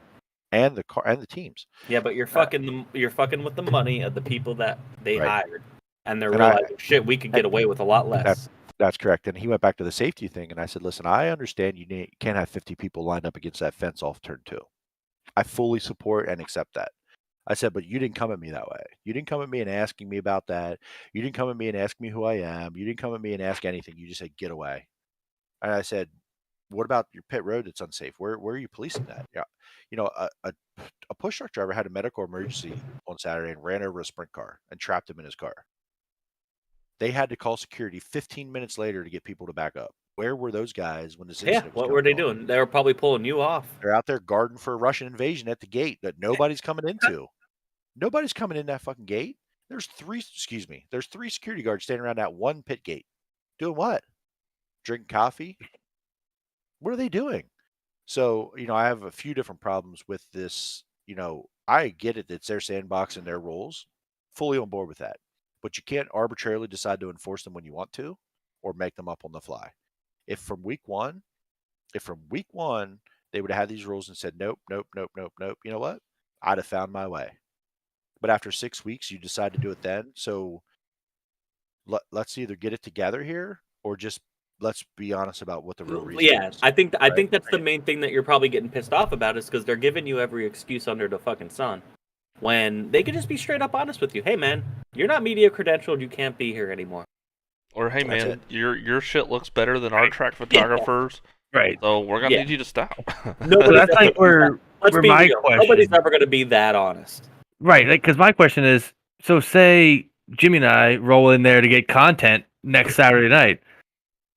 They're not On gonna their do shit. Cell phones, by the Not way. until not until they realize. I mean, I'm guessing based on your story, until they realize we're in some way affiliated with you, then maybe they'll do something. But otherwise, from your picture and from your story, we'd be able to stand there drunk as hell, frankly, as long as we weren't had an open beer in the pits, stand there with no awareness, as long as you didn't have a Jeremy Zarfos photography camera in your hand, you'll be fine. That doesn't. That's 100%. fucked up. To be honest, And I've gotten I made my post Saturday. I was standing in the middle of 3 and 4 during the feature, and I made the post that I made on Facebook. And I'm glad I wasn't drinking because I probably would have put a lot more to it. But I've gotten a lot of support. And I've had people reach out to me that have gone through the same exact thing over the years, and it sounds like it's a Lincoln Speedway problem. It does It sound doesn't. like it. It very much so is, and they've always had a single photographer deal, and it has been an ongoing problem with that speedway for a long, long time. And I told people I'm going to call the track this week, and I don't expect anything to change, but they need to hear it from my perspective. And and I don't think that I don't think I'll ever be happy with the way that went down, and I don't think anything's going to change. And I'm going to be basically. They told me I can shoot from anywhere from the infield. That's it.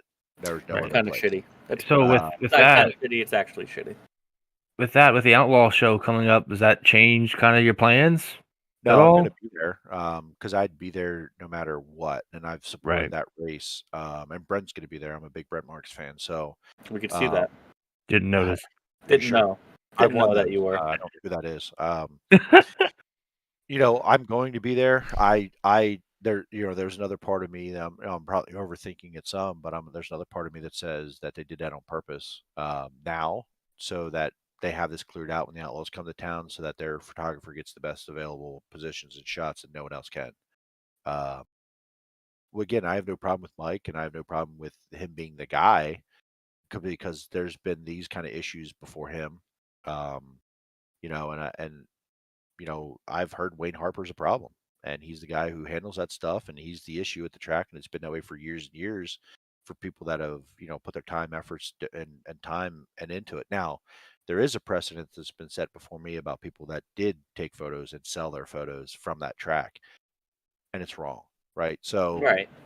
and I agree with it 100%. And I knew that going into this whole journey that Central PA is a different beast when it comes to this stuff, and it's not easy and it's not fun all the time. But I followed the rules that I knew were there from minute one. I followed every rule that I thought that was out there, and made it very clear that if there's a photographer that's credentialed and they want to shoot, then go. Like, no problem. I am here for a hobby. I paid my pit pass. I'll do with what I have. And, a little bit of my credit, I still think I'm putting out really good stuff with the limited access I Right. do have at some of these For sure. places. And I still Right. think I can do that, but I also know that it takes a lot of creativity away from what From I you. can do without some of that access. But if one human can have the access, why is he special? Other than you can't tell me safety because it's less safe. In fact, I've seen where that person goes and is way less safe than anywhere I've ever been at that track. So you can't tell me Right. safety. You can't tell me credentialed. So What is it here? the question, since you're outside of turn 2, how's that any different than you being in that grandstand section outside of turn 4? Right. I mean, obviously you're higher up, so that's not ideal. But safety wise, they're very much exposed to everything with a chain link catch fence. I don't know. I was just thinking of I've only been to Lincoln twice in the last 2 years.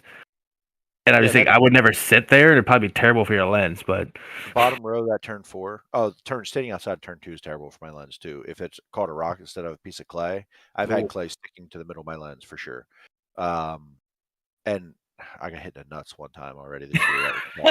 It was heavy. It was really. It was. I was like, oh my god. Anyway, there's a risk involved, right? But I know that.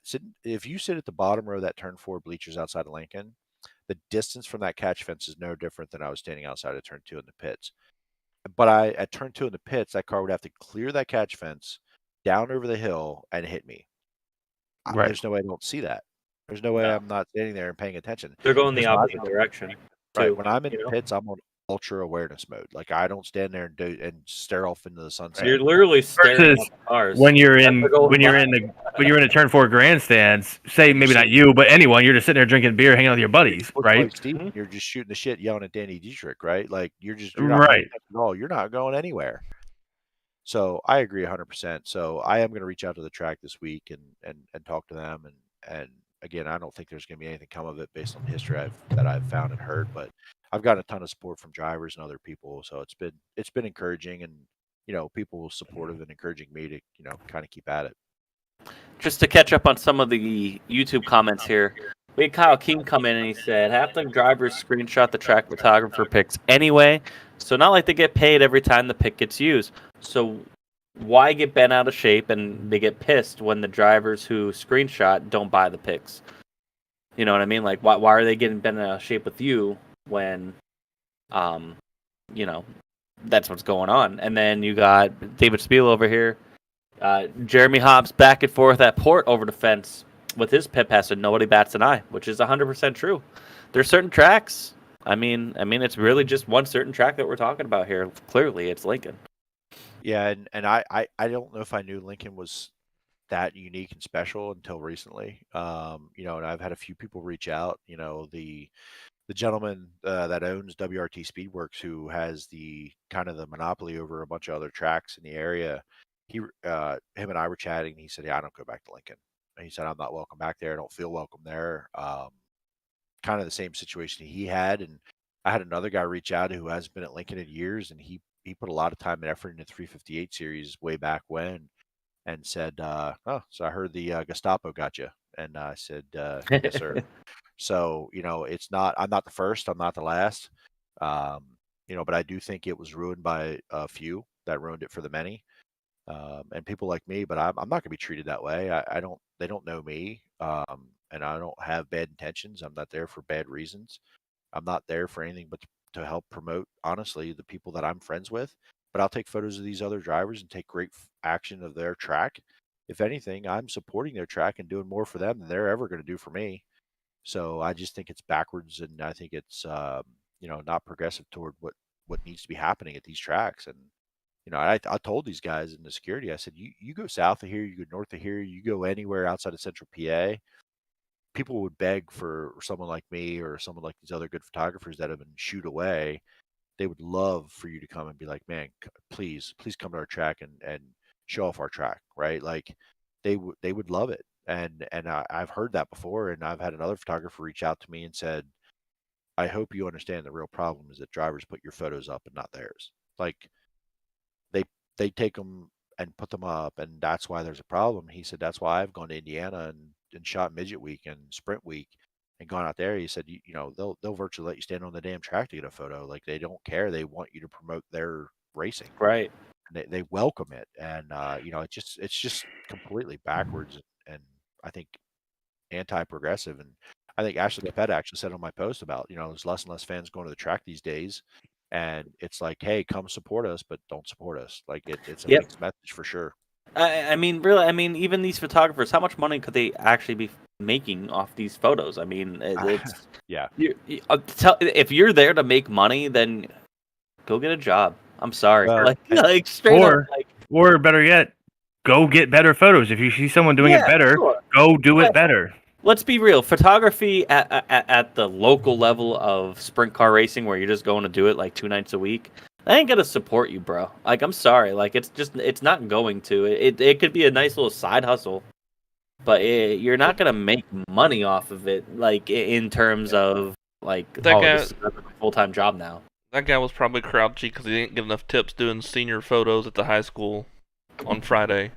It's hilarious you say it because I actually told that security guy he kind of got a little impatient with me at one point, and I said, "Listen, bro, if I wanted to make money in photography, it damn sure wouldn't be here at Abbottstown on a Saturday night shooting sprint cars. Like, I can assure you, this is true. not where It's I would true, go find though. make a living. Like, I'm not here for that. Like, that's not my gain." And I told them both a story. Him and the other guy. I said I had a sponsor of a car. The owner of the business on the car reached out to me and said, "Hey, I want one of your photos. Can I buy one?" And I said, "No, you can't." I said, "You have to reach out to so and so. They're the track photographer. They're the official photographer of the track. I'm not allowed. I cannot sell you my photo."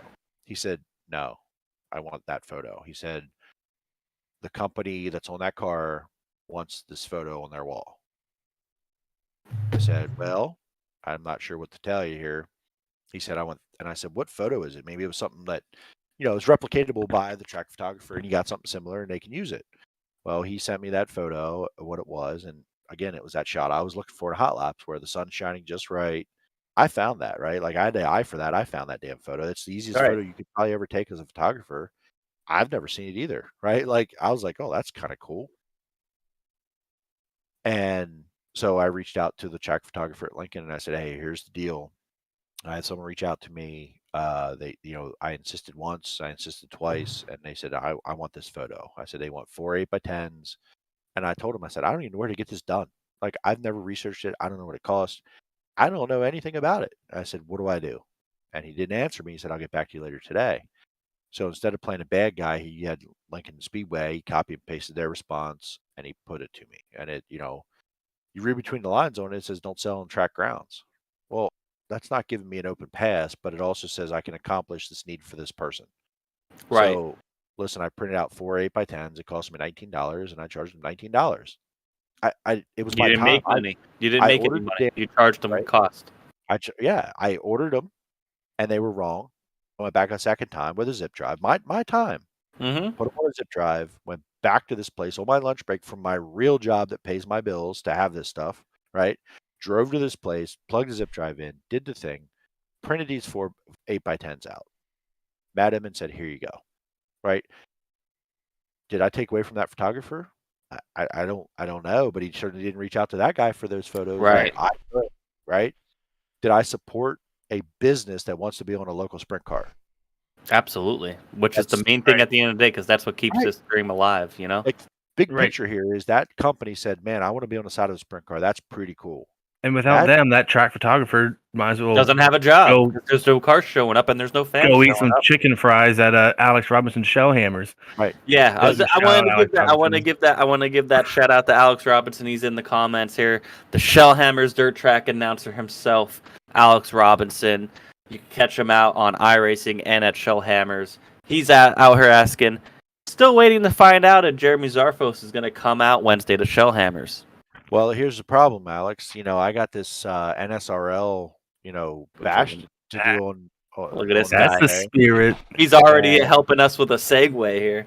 The NSRL bash, and I ran some practice laps, Alex, and I think I'm pretty sporty. So, I'm gonna put the plow down, dude, and it's an exhibition Yeet. race with no points. So when I'm gonna be Mr. Aggressive and go after it. So I might have to pass this week, man. Yeah, I'm just gonna JZP Racing. He'll get Yeah. there, I'm sure, some point this year. Shouts out to Right. Alex Robinson. He does some really great announcing work on iRacing and Shellhammers. You can catch him tomorrow night on 157 Sim Productions, doing a late model race, the John Henry Classic tune-up race. $250 to win at the dirt track at Charlotte on iRacing here. Alex Robinson does some really great work. He has a great voice for it, and shouts out to him, man. And don't tell him, but he's a pretty decent guy too. He's all right. He's all right. I like him Let's better give him now. I like him better now. Hashtag FDS. FDS. Let's get into the NSRL. We had our awards banquet this past week, which was fun. Jeremy, you weren't part of it. David Smeal cleaned up so many awards. It was insane, and that's why I was saying that you sound like his voice twin because you guys sound so much alike. I need to know if he watched it. I've never seen. Did he Still- watch? Steel City Demon, have you watched the banquet? broadcast. I Yeah. see you fighting Alex again. Yeah, Steel City Demon, please, give us Answer our question. let us know if you have seen the NSRL banquet. Such a badass YouTube name for a guy named Alex Smeal. I mean, Alex Smeal. Alex Smeal. or wait, what's his real name? Is it David Alex? No, Smeal. it's not. Hillbilly David- Doughboy, I think. Yeah, guy named Dave. Hey, Dave, Steel City Demon. Your real name's Dave, bro. He's just giving emojis now. The salt is real. But it he was did fun. listen Oh, to he it. did. He's seen it. Yeah, He's he's seen seen All three parts. Yeah, I told you, all Jeremy. He three wasn't, gonna awards miss, that he swept up. he wasn't gonna miss his awards. That's true. Jeremy, I no told you this way. on Friday. He was thinking about going to break bread with Benjamin and Mhm. breaking Benjamin, but he We had to decided bring against it. in. We had to bring old Jeremy Smeal in. his Yep. second caution, his second yellow flag award for the cup side. I had to take so my headset off and walk away. I was crying. I couldn't keep my shit together. I had so much fun with that, man. I got to be honest. I didn't know what the heck I was going to say. The first one I was prepared for. When you said he won a second one off of what there was no tiebreaker, I was like, oh no, what am I going to do? And then I had to do a second yellow flag award. Listen, man. And then you had the Hot Lap Hero Award on top of that. Yeah, Yeah, can we he just- puts all the content. He makes it easy. It's like hitting Can off of a softball. We tee. just point out to the intro to the third award when Jeremy came back in full freelance style. Let's just maybe want to go back to what that was. I don't even remember. I don't remember, to be honest. That's right. I had a whole blacked box out. of wine, so Pretty I sure it was something like- blacked out the last It's like hour. silence, and then all you hear is Jeremy come back in. Oh, daddy! Coming up here on stage, I'm going to win another one. One So- of my favorite ones was him blaming and begging for more setups when he's not bad. That's the That was a the good part one. that got me. 100% accurate. That's when I had to walk away. That's the part that got me. Or It was or too the true. one I listened to it back whenever you're like the brake pedal didn't work. I didn't put my foot on it.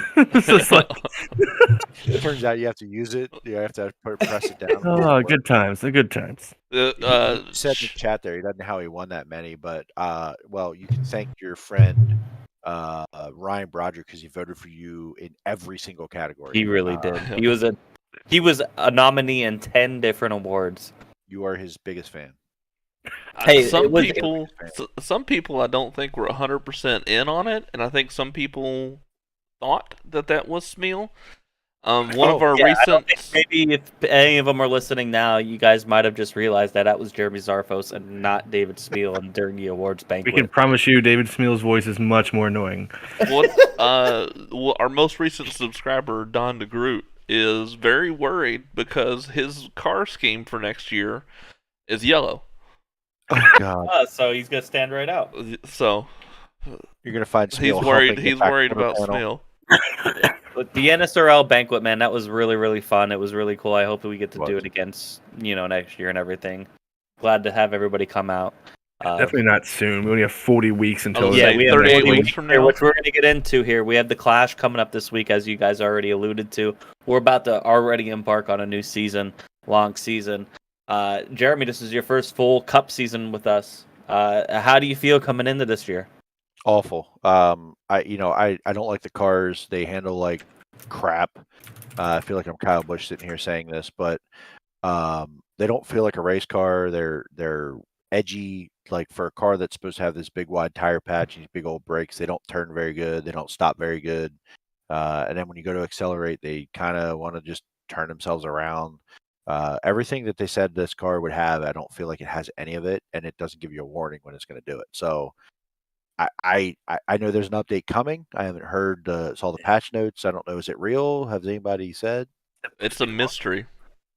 Supposed to Yeah. be tomorrow. Whatever is happening tomorrow, we'll find out. Oh, is it tomorrow? Okay, Yeah. so I guess That and on, sprint cars apparently. day before. Yes, there is. We'll see if it made the notes. We'll see if it makes it. But I'm hoping whatever tomorrow is. We don't need it to feel like the last gen Cup car, the last gen anything. But if it feels where we have feel and we have it feel like a race car a little bit. I mean, I feel I've had to increase my steering feedback.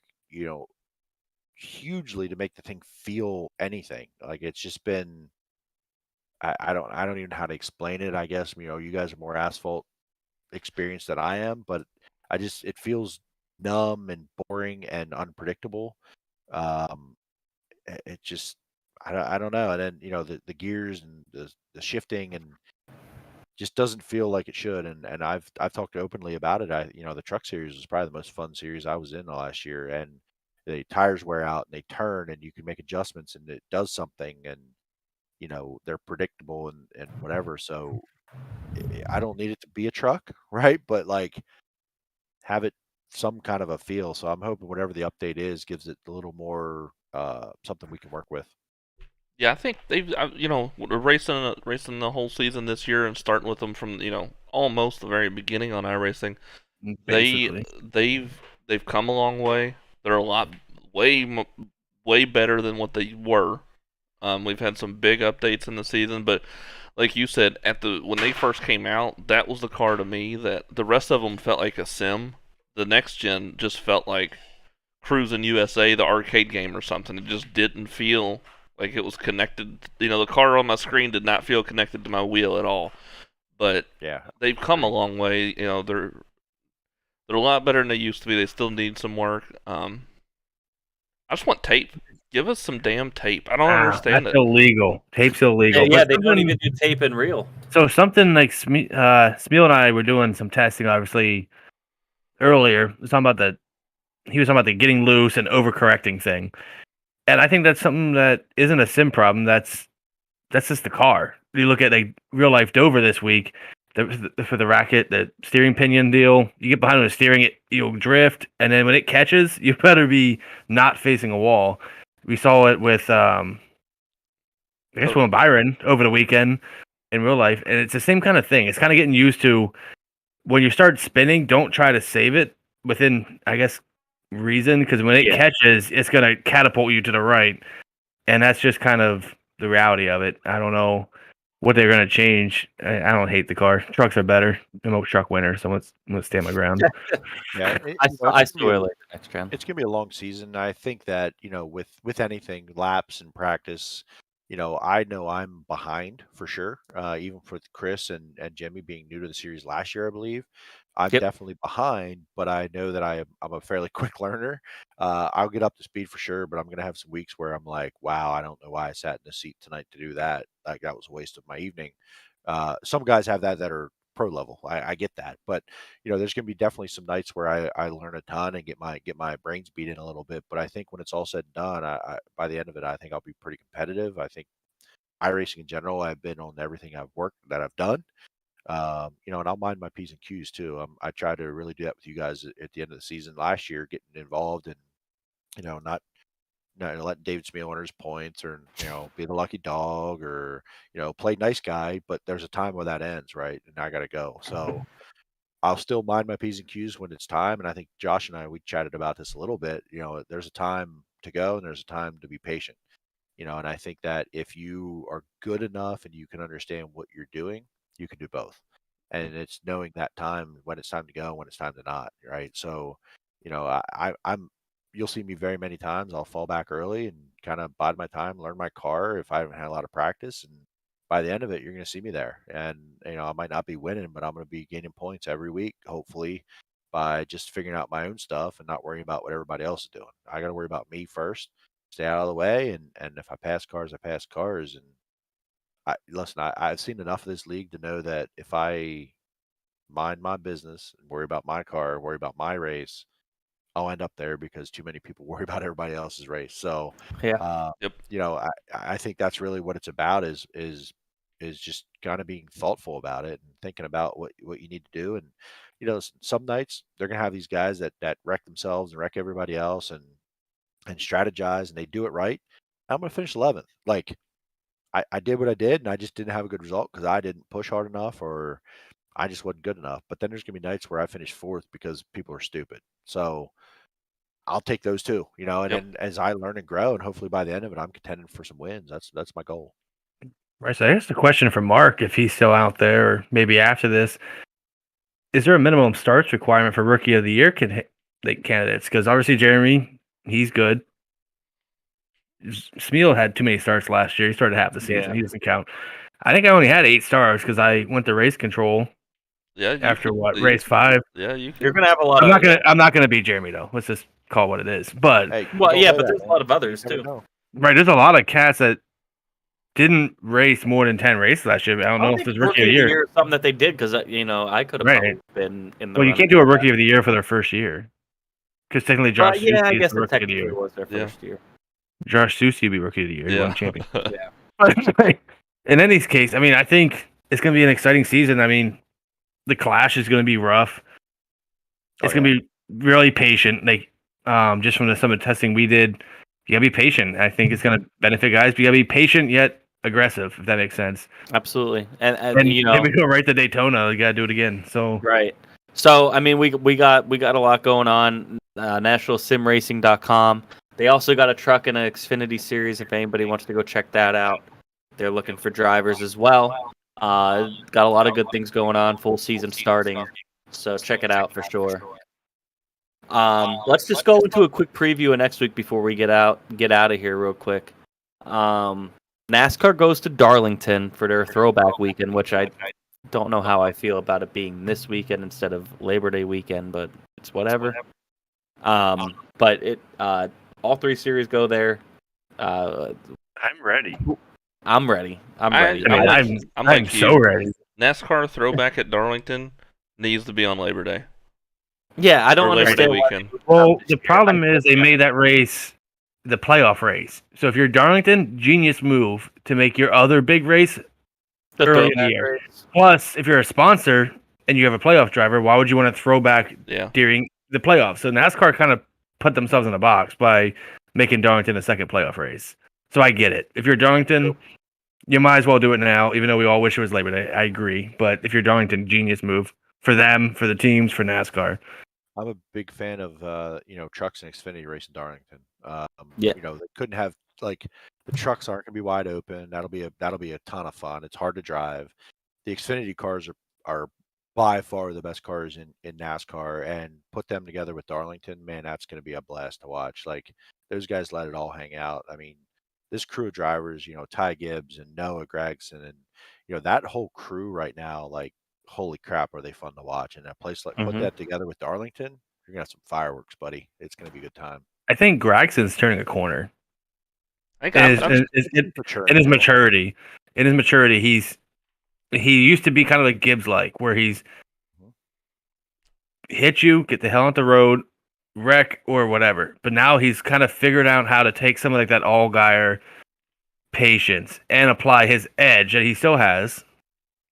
He's running it smart. I think I'm changing my vote. Is where does he go? Championship. If he's going to make that step up the cup, where does he go? He's going to go somewhere not fun. Yeah. Unless it's SHR. SHR. I think Jeremy's right though. He brought up a good point. Like, I mean, I think we take it for granted how good all these Xfinity drivers are. I mean, even trucks too. Trucks are the same way. They have a shit ton of talent. Yeah. In the top half.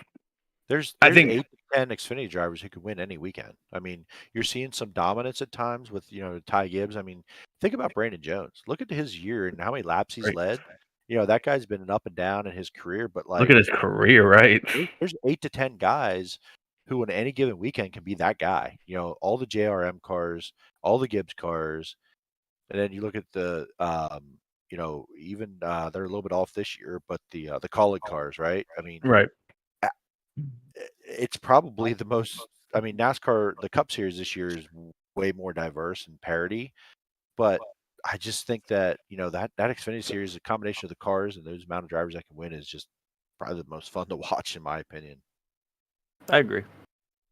I think the next gen cup car is coming along, and I think if more races are like Bristol were today, man, I mean that's putting NASCAR back right on the map where they need to be, man. The racing is great. The fear I have is the more that comes along, the more it comes along, the more those big teams start pulling away again, which sucks. Sure, but the thing is that the big teams are going to be different this time. Right. The drivers, you know what I mean? You're going to have more parity because, maybe you're expecting Joe Gibbs to be one of those teams. Maybe they're not. I mean, maybe Trackhouse is the second biggest Chevy team. I think it's one of those things where it's a perfect storm where the old top tier drivers, the Truexes, Hamlins, Harvicks, Mhm. are at the back part of their career. New car, these other guys have kind of matured to their level. And now Mhm. you're seeing a perfect mix of the cars are equalish and the drivers are kind of at a crossroads type Yeah. thing. Look at William Byron. William Byron's outdriven, frankly, Chase Elliott and Kyle Larson this year as far as No. overall speed, except Close. inconsistencies have killed them. Yeah. So it's interesting to watch. Yeah, I think. Go ahead. go ahead. No, I was just going to say, with Noah, where does Noah go, right? And I think if he stays with Chevy, I don't see a lot there unless Trackhouse goes to another car. Or Or they I don't might boot Austin Dillon. or colleague. Well, Alex Bowman keeps Or signing 1-year Colleague. contracts, right? Bowman keeps signing 1-year deals Bowman's good through next year, I think, right? Mhm. next year, right? So, SHR is probably going to be looking for somebody. I don't know where that happens, but, my guy to watch in Cup, I don't care about who's doing it now, is Tyler Reddick. I mean, that guy's going to win multiple Mhm. races for multiple years down the road. And if we look at Ty Gibbs, Tyler Reddick, Kyle Larson, Noah Gragson, Ross Chastain, like that generation, you better be watching right now because that's the next generation of Denny Hamlins, Brad Right. Keselowski's, and those veteran Chase Elliott, drivers. Ryan Blaney. Right. That's what's happening right now. And we watched this, 6, 8, 10 years ago, Matt Kenseth and Carl Edwards and, some of these guys that retired and got out, and that was that generation. And it's happening right now. Like Yeah. if you're not Yep. watching Kyle Busch the backside of his career, even though he's not old, he's not gonna deal with this shit that much longer. His kids Right. growing up. Mhm. There's some things happening. He's got all the money he could ask for. You can see his attitude toward the contract negotiations. There's a lot of things happening. You're seeing a shift right now. Like it's literally happening before our eyes. Right. And I think it's so much more drastic than it was in, say, 02 when you had Jimmy Johnson, Ryan Newman, and the Gillette young guns coming in. Because the old guys were still around. They weren't even old yet, right? Gordon and those other guys, they weren't even old They yet. weren't even thinking about retiring yet. Right. But now you're seeing very swiftly a change. Like Chastain, Suarez, Gragson, Gibbs. They're coming in a hurry. And they're showing they can William Byron, they can rumble now. Chase Elliott, Kyle Larson. Like these guys, you gotta figure it out. And if you're Gregson, I think Colleague is probably your number one spot because they have that second charter that they're using as a whoever wants to run it or can buy it this year, somewhat competitively. Go earn it, right? Like Allmendinger's not going to do it, Which is kind of ironic because that's who he's going against in Xfinity Right. for a championship. right? And maybe You know, those it's two things are crazy. connected. How much crazy we didn't even mention Austin Cindric and Harrison Burton. Like, Right, I we know forgot all about Yeah. them. Yeah. Like, I know we've forgotten a little bit in this discussion, but like that's that generation that they're not probably going anywhere, right? So, a 1 to 2 Toyota team is going to open up next few years. Kurt Busch is not going to last much longer. I don't think Kyle Busch or Truex lasts. One of those two. So you got 2 Toyota teams opening. Where's And one of them, Hamlin's right? almost at 40, right, or just past Right. 40. Yeah, and he's going to look to be an owner here, just an owner here soon, I think. Right. Right. And I think you see John Hunter Nemechek. I think you see Gibbs. Yeah, I think John Hunter has done what he's supposed to do, and I think he can show that he can overachieve. John I Hunter can and Ty see- are definitely the two guys that are going to come in and take 2 of those spots. I agree, and I think there's more Toyota seats open than people think. They're just not seeing it right now. Right. Yeah. It's And go back coming. down. Go ahead, Jeremy. No, go ahead. I was gonna say go back down to like Jimmy said about the truck series. There's what Chandler Smith, Zane. You have Haley Deegan and stuff like that. So there's not necessarily Toyota drivers, but a whole pipeline of There's equally developmental aggressive, talented developmental drivers that are ready to take those Xfinity rides and move on from there. Sam I mean, Ben Mayer. Rhodes, Sam Mayer. I mean, Sam Mayer's not going to be in. I'll say my Yeah. fellow Kentucky got a boy, problem. Ben Rhodes. Ben Rhodes, man. I Ain't would no love to way, see Mamma him get Jamma. an opportunity outside of trucks. I would really love to see that.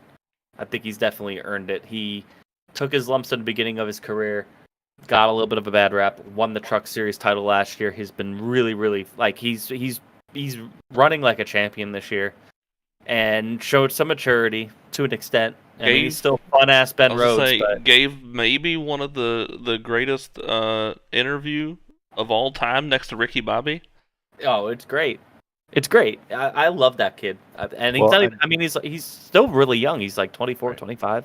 Think about it. If we just talked about all those Xfinity guys going up, there's rides, Yep. right? Right. Yeah, yep. You have And well, not sponsorships, just that. I rides think open. Ben Rhodes deserves a cup shot at this point. I think he's proven that he can win at a high level with high pressure, and I think Xfinity's obviously the next So you're saying you're logical excited step for him, but I could see him going right to Cup. You're saying you're mildly excited for Darlington.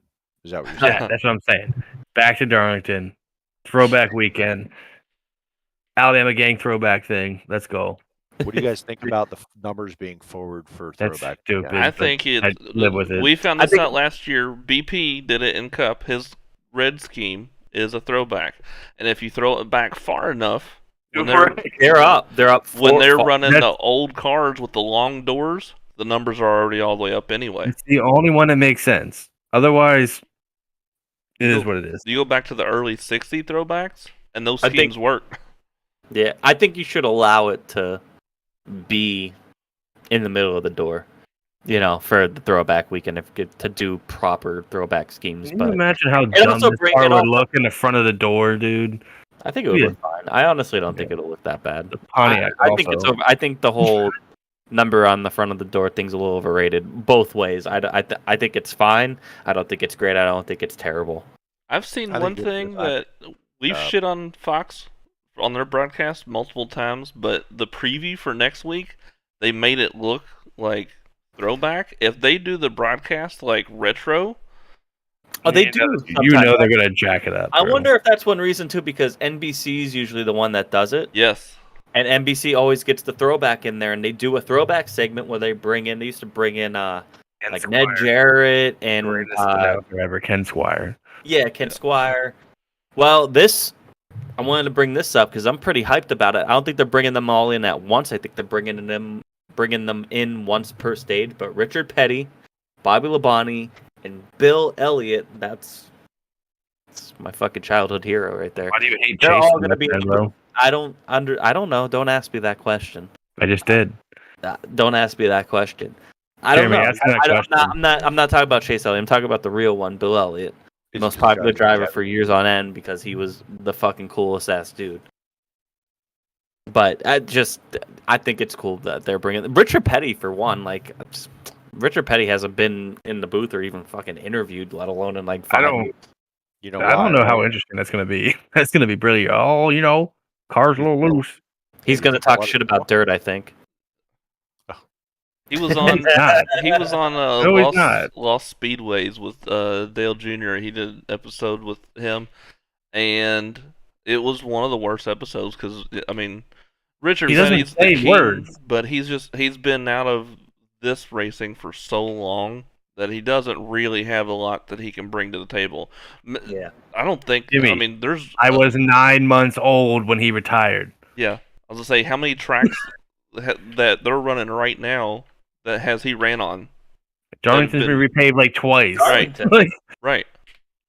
So you were Either also 9 months old when Jeff Gordon started his career. So Wait, are we talking Facts. about Darrell Walker or Richard Petty?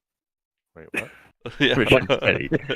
Either way, Jimmy, what you were saying, I felt like you were teeing us up. Numbers on the door. What do you think?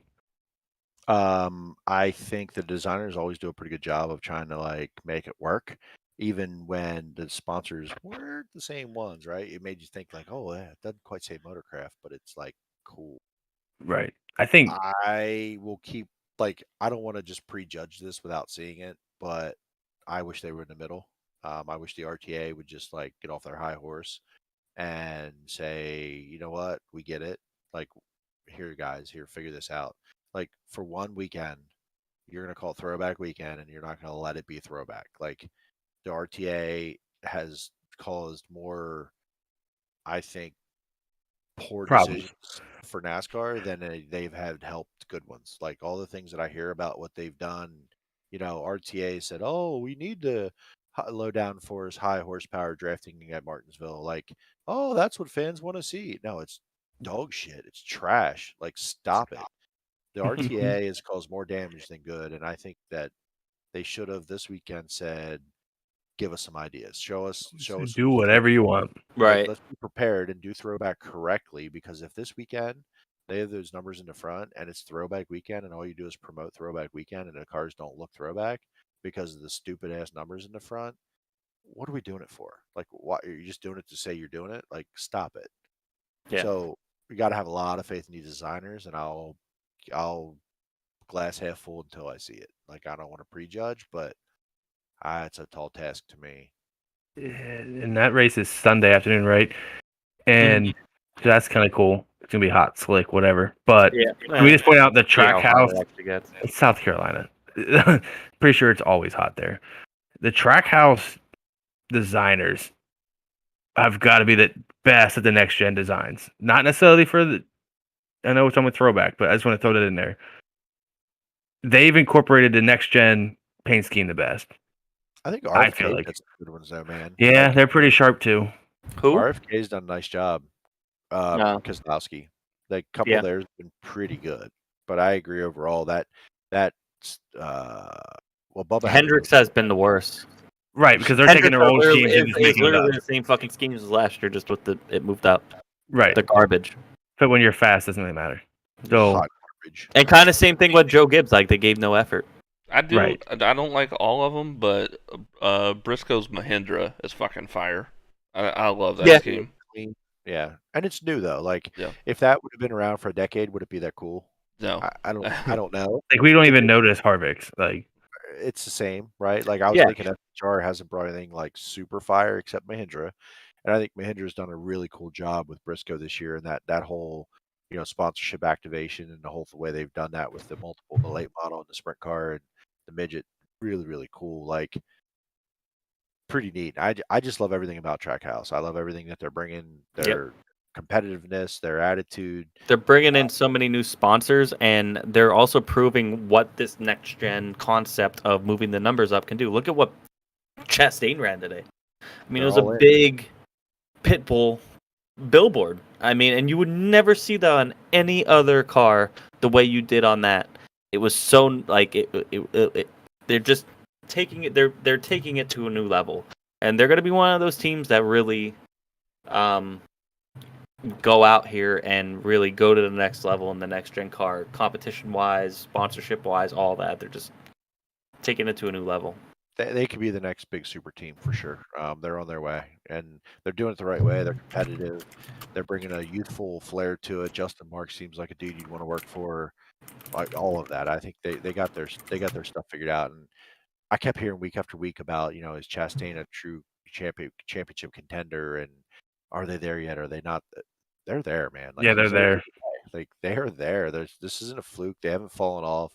They've been good at multiple tracks. Big tracks, little tracks, fast tracks, slow tracks. It does not matter, and they're real. Like, it's a real thing. Yep, I agree. What else you got, Jimmy? Well, I just want to talk about, I guess, Outlaws going Eldora here. They're doing it with USAC. Let's race two, right? Let's race two. I know Tyler Courtney's doing double duty. I don't know if anybody else will be kind of excited about that. Something we didn't really get a chance to get to was the Silver Crown race. The Silver Crown last night, that was a 100-lap sprint race. That was Awesome. fast track. I mean, the pace was unreal for a Silver Crown race. Lots of comers and goers. It was one of the best Silver Crown races I've seen in a while. So shouts out to Terre Haute. Shouts out to USAC and the Silver Crown series. They took their lumps there in the B main and everything, but I thought it was a fantastic race, and I'm really excited to see them at Port Royal this year. Port Royal's doing something crazy with doing the wingless sprints, the Silver Crown, and the Wing 410 sprints in one night. That's going to be a hell of a show. Hey, bud. Yeah, well, I'm here for it because, I don't know,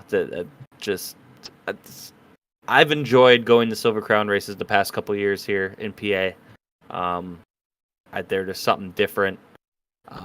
They bring a throwback vibe. They have an old, they have a spot. It's the perfect mixture of dirt and asphalt where they have a spotter. They fire the cars on the front stretch. It's a longer race, so you have to save tires and that type of stuff. So a lot of strategy involved. It's pretty cool.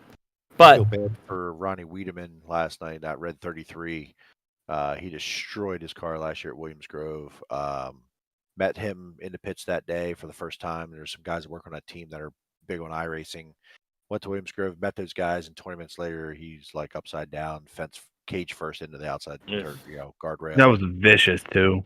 It was man, I was just like I met the guy 10 minutes ago and I was emotionally devastated for them, like for the whole team, and they drove from Indiana and like you got one lap in, like it was awful. And then last night got the car, that's the same car, got it put back together and it's junk again. So They need to get a new car. That car's sounds cursed. like he got a broken collarbone. He actually got hurt in that one.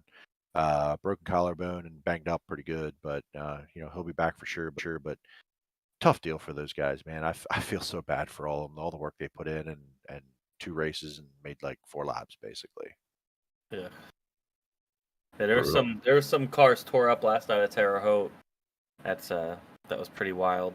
And a lot of cars falling out in the beginning of the race. Well, throughout the race, really, throughout the feature. Shouts out to Carmen Perigo.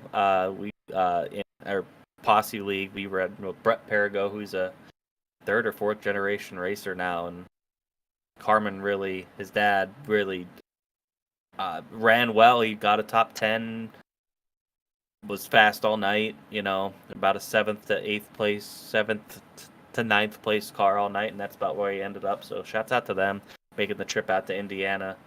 Then making the trip straight home right after. I can't imagine how that is. 9 hours. 9 hours. Get the hell out. Get that. The All-Stars have the week off, so I think you're going to see a lot of those All-Stars go to the Outlaw show at Eldora. Obviously, we know Tyler Courtney's running double duty, but I think you're going to see some of those All-Stars come here to PA this week. I mean, just normal weekly racing for us. We're very blessed to have such a great group of tracks that have consistent 410 racing every week. We have Port Royal and Lincoln on Saturdays. We both can get 20 to 30 cars each week. And you have Williams Grove on Friday. So we might see some of those All-Stars here this week. Are you guys going to the track? You guys planning on anything? They'll be there Friday. That's the plan anyway. I'm going to the track. I'm going to a different type of track. You're going to going to Kentucky Derby, aren't you? Yeah, I'll be at Churchill Downs this weekend. Damn, son. Losing money. That You and a lot of like... other people. I have a birthday this weekend for my daughter, so she's turning 15. So Cheers. I'm not sure which day or which track I'll be at this weekend. I got to get through the week here.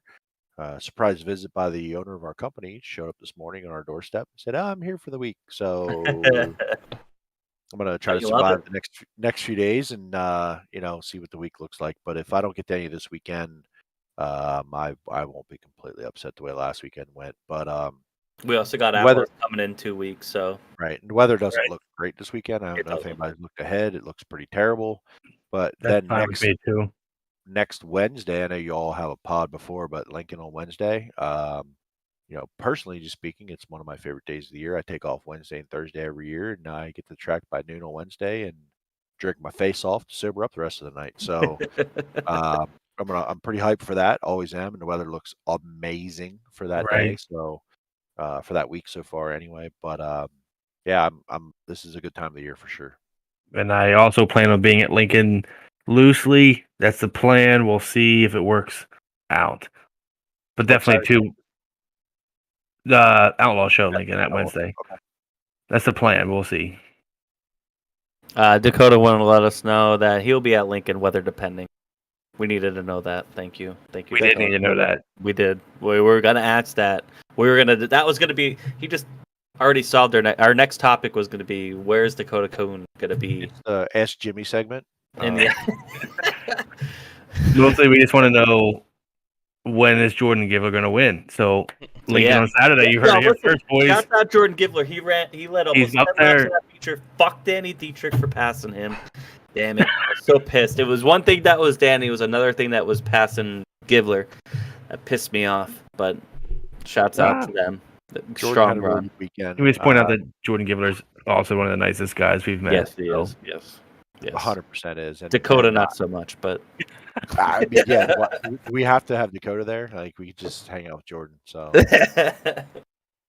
May is a pretty crazy month here in PA. We do got like we said, we got the Outlaws coming here in 2 weeks.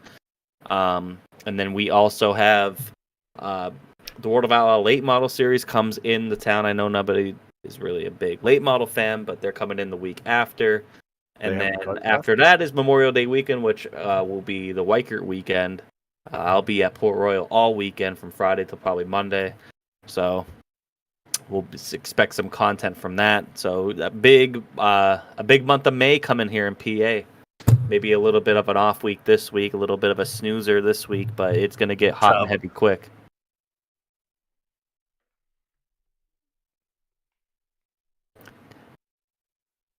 We don't need your lies, Dakota. Yeah, Dakota says Danny was actually upset that we didn't finish up front. Don't ruin our narrative. Jordan had a good run. I mean, he all he did was try to avoid a wreck and end up losing all of his track position, avoiding a wreck of a bunch of schmucks that couldn't keep it together. But he had a really he good probably job. would have had a top 5 finish for sure, I think. Yeah, he did a really good job this weekend, and I know the team feels encouraged about what's coming for those guys, and they're always a little bit down on motor, but at Lincoln they can survive a little better than at Williams Grove and Port Royal. But I think that they had a really good weekend and feel good about the future. And, get Jordan up to speed. And before we go too far, we don't all hate Danny. It's just some of his fans, maybe one of them, makes us hate him more. Makes us hate him so much more. We love his controversy. I think so. I'm going to be real here with Danny Dietrich. I don't dislike him. I think he's perfect for the sport. I think he seems like an okay guy. I never really met him. But he always seems very personable with his fans. I like his rants on Twitter. I think he brings good topics. I don't always agree with him. I think sometimes he could be terrible, a little whiny, but he's fast. My problem with him is man. Number one is FDS for sure. Fuck David Smith. But number like 2, the Kyle Busch of dirt track. He kind of is. But the other thing too is he's supposed to be one of the posse representatives, and man, like him and Freddie, they're so fast, they're so good. But when it comes to the outside competition coming in, they only show up once every 10 races. Like they're guys that are coming out of the B main, or they're starting back in 15th and staying there. And I get it; it's the toughest competition in the country. But I mean, our other posse guys that are really trying to hold posse up, like Brent Marks and Anthony Macri and Lance DeWeese, those guys are up there battling for wins. And it seems like Dietrich and Raymer don't really do that. But again, that's just being I guess that's being overly tough on them because we are posse fans. So we want to see the posse do well. We need more posse guys up there. Raymer beat Shots heads up at Lincoln a few years ago. Let's not forget. So I mean, what's that? Raymer beat Shots heads up at Lincoln a few years ago. Sure. But let's not forget that Dietrich cost Brent Marks a win heads up over Brad Sweet last year. And I'm not over it, okay? Yeah. So, yeah. Jeremy's not over it either. Yeah, let's not. He's crying. It's sad time. Alex Robinson says Logan Wagner. Who? Maybe Logan's gonna show up when they come too. He does when the All-Stars come. I don't know about the Outlaws, but he's been on a tear lately, so I will give Wagner a little bit of a benefit of the doubt because I think also his team doesn't really let him run outside of Port Royal so much. So, fuck you, David Smeal, saying he's a one-track wonder because he can win at other tracks. Has Dietrich won anywhere but Lincoln this year? I don't know. Hey, didn't he win Williams Grove once? I don't remember. I don't fucking know. Were we drunk? But I think that's the thing is we give Danny a hard time, and maybe it's not right. deserved. It's not fair. It's not entirely it's not fair, but because we do expect more out of him. You know what I mean? It's you talk, plus your fans talk their big game, and then when the Outlaws come to town and they're running 15th every time. The track sucks. Those all whatever. You know what I mean? Now he's blaming the Outlaws for Dietrich costing Brent Marks the win. Okay, let's just keep moving. I think it's time for us to close this out now. I want to thank all the viewers that we have here, and Jeremy, thank you so much for coming on. Thank you. It's been a blast. It's a lot of fun. Good luck. I hope we could do this again. Yeah, it'd be fun. You could be our guest host anytime any of us are missing. 100%. Except he'd probably be maybe with some of us. That's the only problem. But other than that, Josh, have fun watching horses. That's pretty fucking cool. I mean, Kentucky Derby's pretty one of the best. I'm trying to keep some money in my sporting pockets. events in all the land. So I'm a little jealous that you get to go to that. That's pretty cool. Yeah, you guys have a good time at the track. I'll be losing money. Dakota Kuhn says he'll be on next week. Maybe we can make that happen here. Yeah, maybe we can. All right, We gotta guys. talk to our agent, Jeremy Zarfos. Cartoon racer extraordinaire, Dakota Kuhn. Definitely check out Jeremy's photography on. Check out all of his social media. Jeremy Zarfos Photography does great work. Thank you for doing the photo of the week. Thank you for being here tonight and all that you do. And thank all you guys for checking us out. And we will check you guys next week.